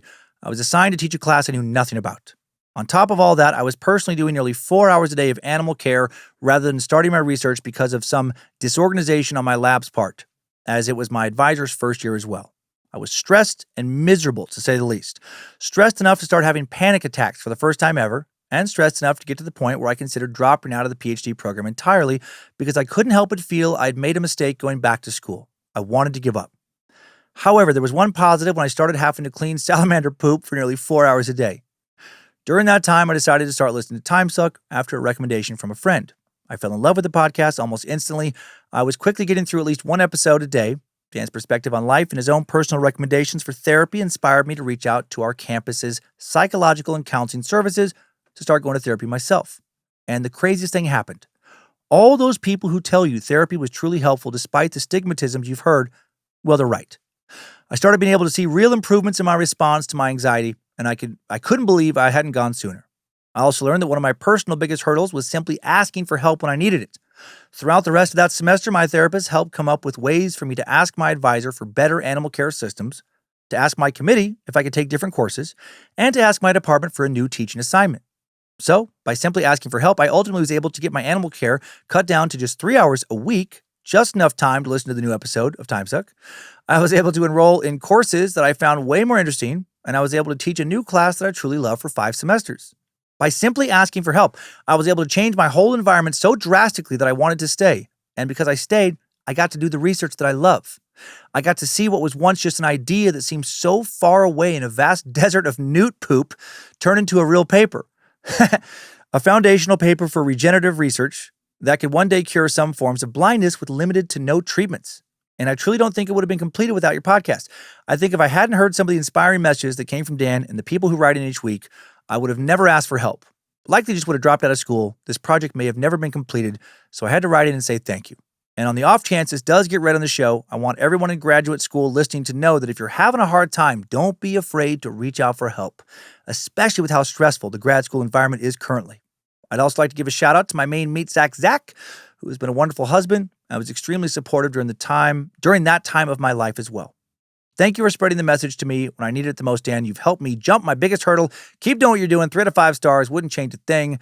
Correct pronunciation. As your own personal Clifford for today. Pleurodeles waltol. Olivia W. Fucking Olivia. I did it. That's what I heard. I did it. I cured blindness. Me. Dan, I did it. Fuck yeah, I did. By myself. I mean, maybe you helped a little bit, but mostly me. No one else. I'm the greatest scientist of my generation. Nobel Prize, here I come. Let's fucking go. Next message. JK. Can you imagine if that was my real reaction? That's what I took away from that. No, thank you, Olivia, and congrats. That's huge. Truly. Oh my God. What an amazing contribution you're making. And once this cure is fleshed out, it's going to help so many people you'll never even meet. I think that's so cool. That butterfly effect. I always am fascinated by that. And you're doing better, personally because of therapy. That's so wonderful. I actually need to get in more myself again. It is so helpful.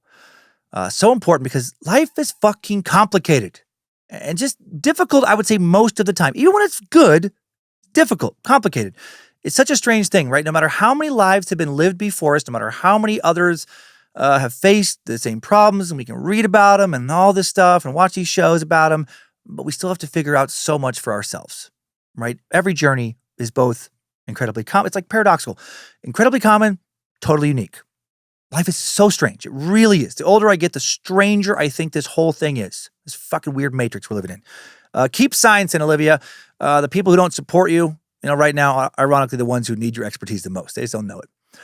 Keep being a positive agent of change. Inspire more young women to get into STEM. Nimrod demands it. And now more positivity. Let's keep it going from kick-ass boss bitch sack Amanda. Amanda sent in a message with the subject line of 10 years sober, now 11. Update. Hello, Dan, the banana Don Juan. Oh, fuck yeah. The rest of the Bad Magic team.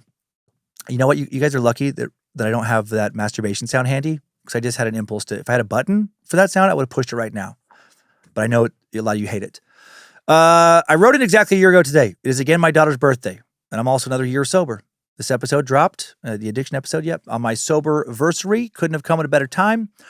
I'll try to keep it short and only hit the high notes. On top of being an addict, I also have bipolar disorder, and of course, I self-medicated for that in the past. Took years for me to admit that I needed help, not only for my addiction, but also for my bipolar disorder. Took years to find a doctor that would listen to me about how I was feeling. Most of my experiences with doctors have been you're bipolar, you get this, oh, it's not working well, up your dose. Now I have an amazing doctor. I've been with her for 3 years and it's changed my life. All that being said, now that I have a clear mind and clean system, I can see how destructive my addiction and my bipolar has been in my life. In the past few months, I've been a bit depressed about that because my 3 siblings are ridiculously successful. And I kept thinking I could have had that if it wasn't for these things. It really started making me feel like I had nothing and that I'd accomplished nothing in my life. After listening to the episode, it reminded me that I am the person I am today because of those things, that I should only compare myself to my past self, not my siblings. I moved the goalpost. I've overcome so much and bettered myself in so many ways that Amanda from 11 years ago would never have believed. Thanks for everything you do. I know you continue to inspire people. Love hearing about it in the updates. 3 out of 5 stars. Wouldn't change a thing. Different kind of success. Meet Sack, Amanda. Amanda, congrats. You bring up such an important point. So much of life is perspective. It really is, right? Like 2 people could be living the exact same lives, like literally exactly, in some fucking hypothetical situation, but different perspectives. One of them is so happy and fulfilled. The other one is fucking miserable. We all need to really try and stop comparing ourselves to others in unhealthy ways and just look at our own journey. I fight this shit all the time. I'm so aware of it and I still fight it. I'll see somebody else I consider a peer whose career is, whatever, farther along in some way. Fucking who cares? And I'll feel bad about myself. But then like, oh, I fucking suck. I made all these mistakes. I suck. But then I'll see some other peer that, I don't know, I think I'm farther along in some way. Doesn't make me feel better at all. I don't care about that. I only focus on the bad ones, the bad comparisons. And then I'll get mad at myself for caring at all and for being petty and being small and jealous because I don't like those character traits, for being too career focused, and I'll spiral in a different way. But when I just stop and think about my own journey, how I try to show up for my wife, my kids, how I've come a long way from where I was born, where I grew up, I'm trying to be a good husband and father, trying to kick out the best episodes I can each week. How I try to, help people feel better about themselves, learn more about life, and then I feel good. I'm still living the same exact life, but I just have changed my focus. It's not about other people's journeys. It's about our journeys, right? We all have so many different talents and limitations and advantages and obstacles, and it's, it is kind of crazy to compare. So just try your best, work hard, play hard, love hard, relax and recover hard. Fucking love yourself, right? Don't treat yourself in a way that'll make you mad if you saw somebody else you love being treated that way. And that's it. That's all my old man advice for this one. Try to be content, as often as you can. Try to find moments of joy, as many as you can before the curtains close. And that message made me want to share this next message. Charlie, last name redacted, shares a similar sentiment. And I think he needs to hear awesome Amanda's sentiment. Sent in a message with the subject line of, addiction made my sister a doctor and me a loser. Dear Master Sucker on High, I just listened to the Addiction Suck. I'm a recovering alcoholic. I've been sober 6.5 years. I've always heard addiction is generic. My father's been sober for years as well. He was more of a binge drinker than an alcoholic, but there's several alcoholics in my family. My sister, however, was always successful, didn't seem to suffer from addictions like I do. When I was getting clean in the program the first time, I wondered why I had an addiction, like addiction issues, and my sister didn't. Then I realized she was a straight-A student, has a doctorate, is a marathon runner, studied hours every day, has to run several miles a day, was running at 8 months pregnant. Those are addictions. They're just healthier and less harmful than mind-altering substances. I can go to breweries and even keep wine in the house now for cooking without any temptations. However, I'm still addicted to several things. During some depressive months, I spent $200 on Dairy Queen Blizzards. I've struggled with, they're so good. I've struggled with porn, also could be pretty good. Shopping, caffeine, video games. Oh yeah, a lot of good stuff. So many things. Online shopping is hard right now. I definitely understand it is far more than substances you can be addicted to. My addictions are just more harmful than my sister's, who used her addictions to become a scientist / marathon runner, and I became a chubby, broke masturbator. All jokes aside, I spend a lot of time in therapy focusing on my addictions. I lost a lot of weight, saved a lot of money. Some months are better than others, but I just got to refocus and target those addictions. I'm not a doctor, but I've done pretty well for myself despite my struggles. Love the podcast. Love this topic. 3 out of 5 stars wouldn't change a thing. I love when you deep dive into concepts and thoughts in your quest to better understand the world. Please leave my last name out just in case. Love you, man, Charlie. Charlie, fucking love you too. Good on you, man, for working on shit in therapy. Understanding that addiction takes a lot of forms and that you're not in a race against your sister. You only got one life. Your happiness is not tied to hers unless you let it be. Easier said than done, I know, but it's true. I've had to work very hard not competing with my ex-wife, who's a CEO. I would get so worried, especially several years ago, that she was just going to become more and more successful. My fucking career is going to tank, and the kids would never want to be over at my house. They would only want to be at their mom's house. They would only want to spend time at a bigger, better, cooler place. And that was the wrong thing to worry about the whole time. I should have never worried about that. I should have worried about just, am I loving my kids the right way? Am I showing up for them in the right way? Spending quality time with them, being a good dude. That's way more important than stuff, right? And status. And even if they did choose her stuff over mine, well, that doesn't have to break me either. I can still feel good about myself, right? I don't need anyone around me to believe I'm a good human, to be a good human. Again, it is so important to give yourself grace, to accept that your ride doesn't need to look like anybody else's. The career benchmarks don't equate to, value. Doesn't cost anything to be a positive force in the world for yourself. And also, being a chubby masturbator doesn't sound that terrible. I mean, food's fucking great. Also, jerking off's great. Who doesn't like to jerk off? Feels so fucking nice. No one's going to know that dick like you know that dick, right? Right, Charlie? Right? You know just how to stroke it. So treat yourself. Just maybe not more than like a few times a day. Where does that treat yourself fucking quote come from? Is that like a movie? Anyway, treat jerking off like enjoying little chocolate candies, right? It's okay to have a few each day. You just probably shouldn't have like a dozen or something like that. I'm going to stop now before I say something stupid. Next time, suckers. I needed that. We all did. I should have said stop before I say something else stupid. Say plenty of stupid things. Thanks for listening to another Bad Magic Productions podcast. Happy holidays, you beautiful bastards. You lovely, empathetic, curious, silly fucks. Be sure and rate and review Timesuck if you haven't already, or I'll have my fucking dad kill you. Maybe don't become a vigilante this week. This work? Don't do it this week or this work. At least look into other options first. But if you do become a vigilante, get yourself a costume and a cool name. Like the Vengeance Viper. The Chubby Baiter. Those are pretty good, right? And keep on sucking.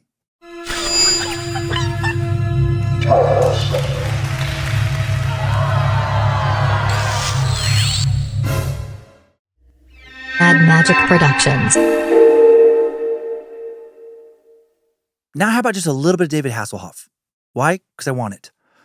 Because while looking for Knight Rider videos, I came across something magnificent I'd never seen before, a song called True Survivor from 2015's Kung Fury original motion picture soundtrack, and you need to hear it. And it kind of feels like it could be a Vigilante's theme song. A devil is rising, a shadow from the past, feeding the flames, the fire on the edge of fury. Fuck yeah!